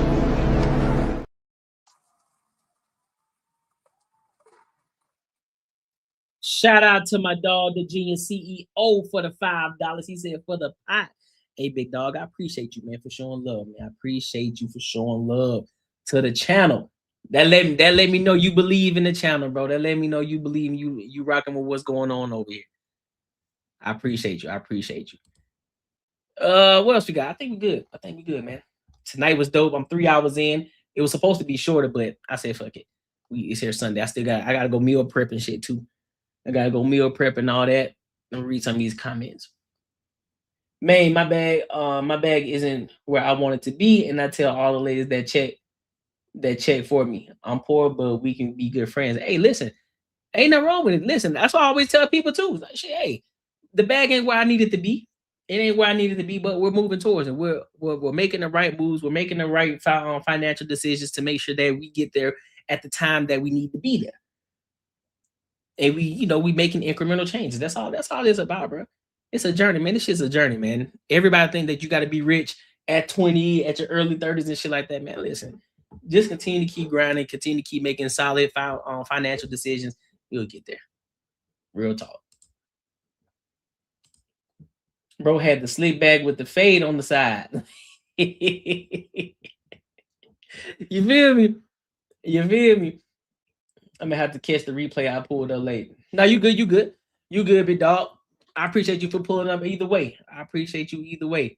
But listen, y'all, tonight was dope. Make sure you're here Tuesday night for the Banter and Barter Show. Can't wait. Kick it.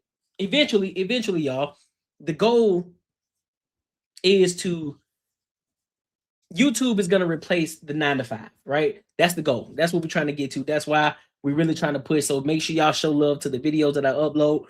We got to get these numbers up. We got to get these numbers up. The goal is to do this full time. The goal is to do YouTube full time. That means live streams damn near every day. We're gonna get there though. We're gonna get there though. It's a journey. It's a pace.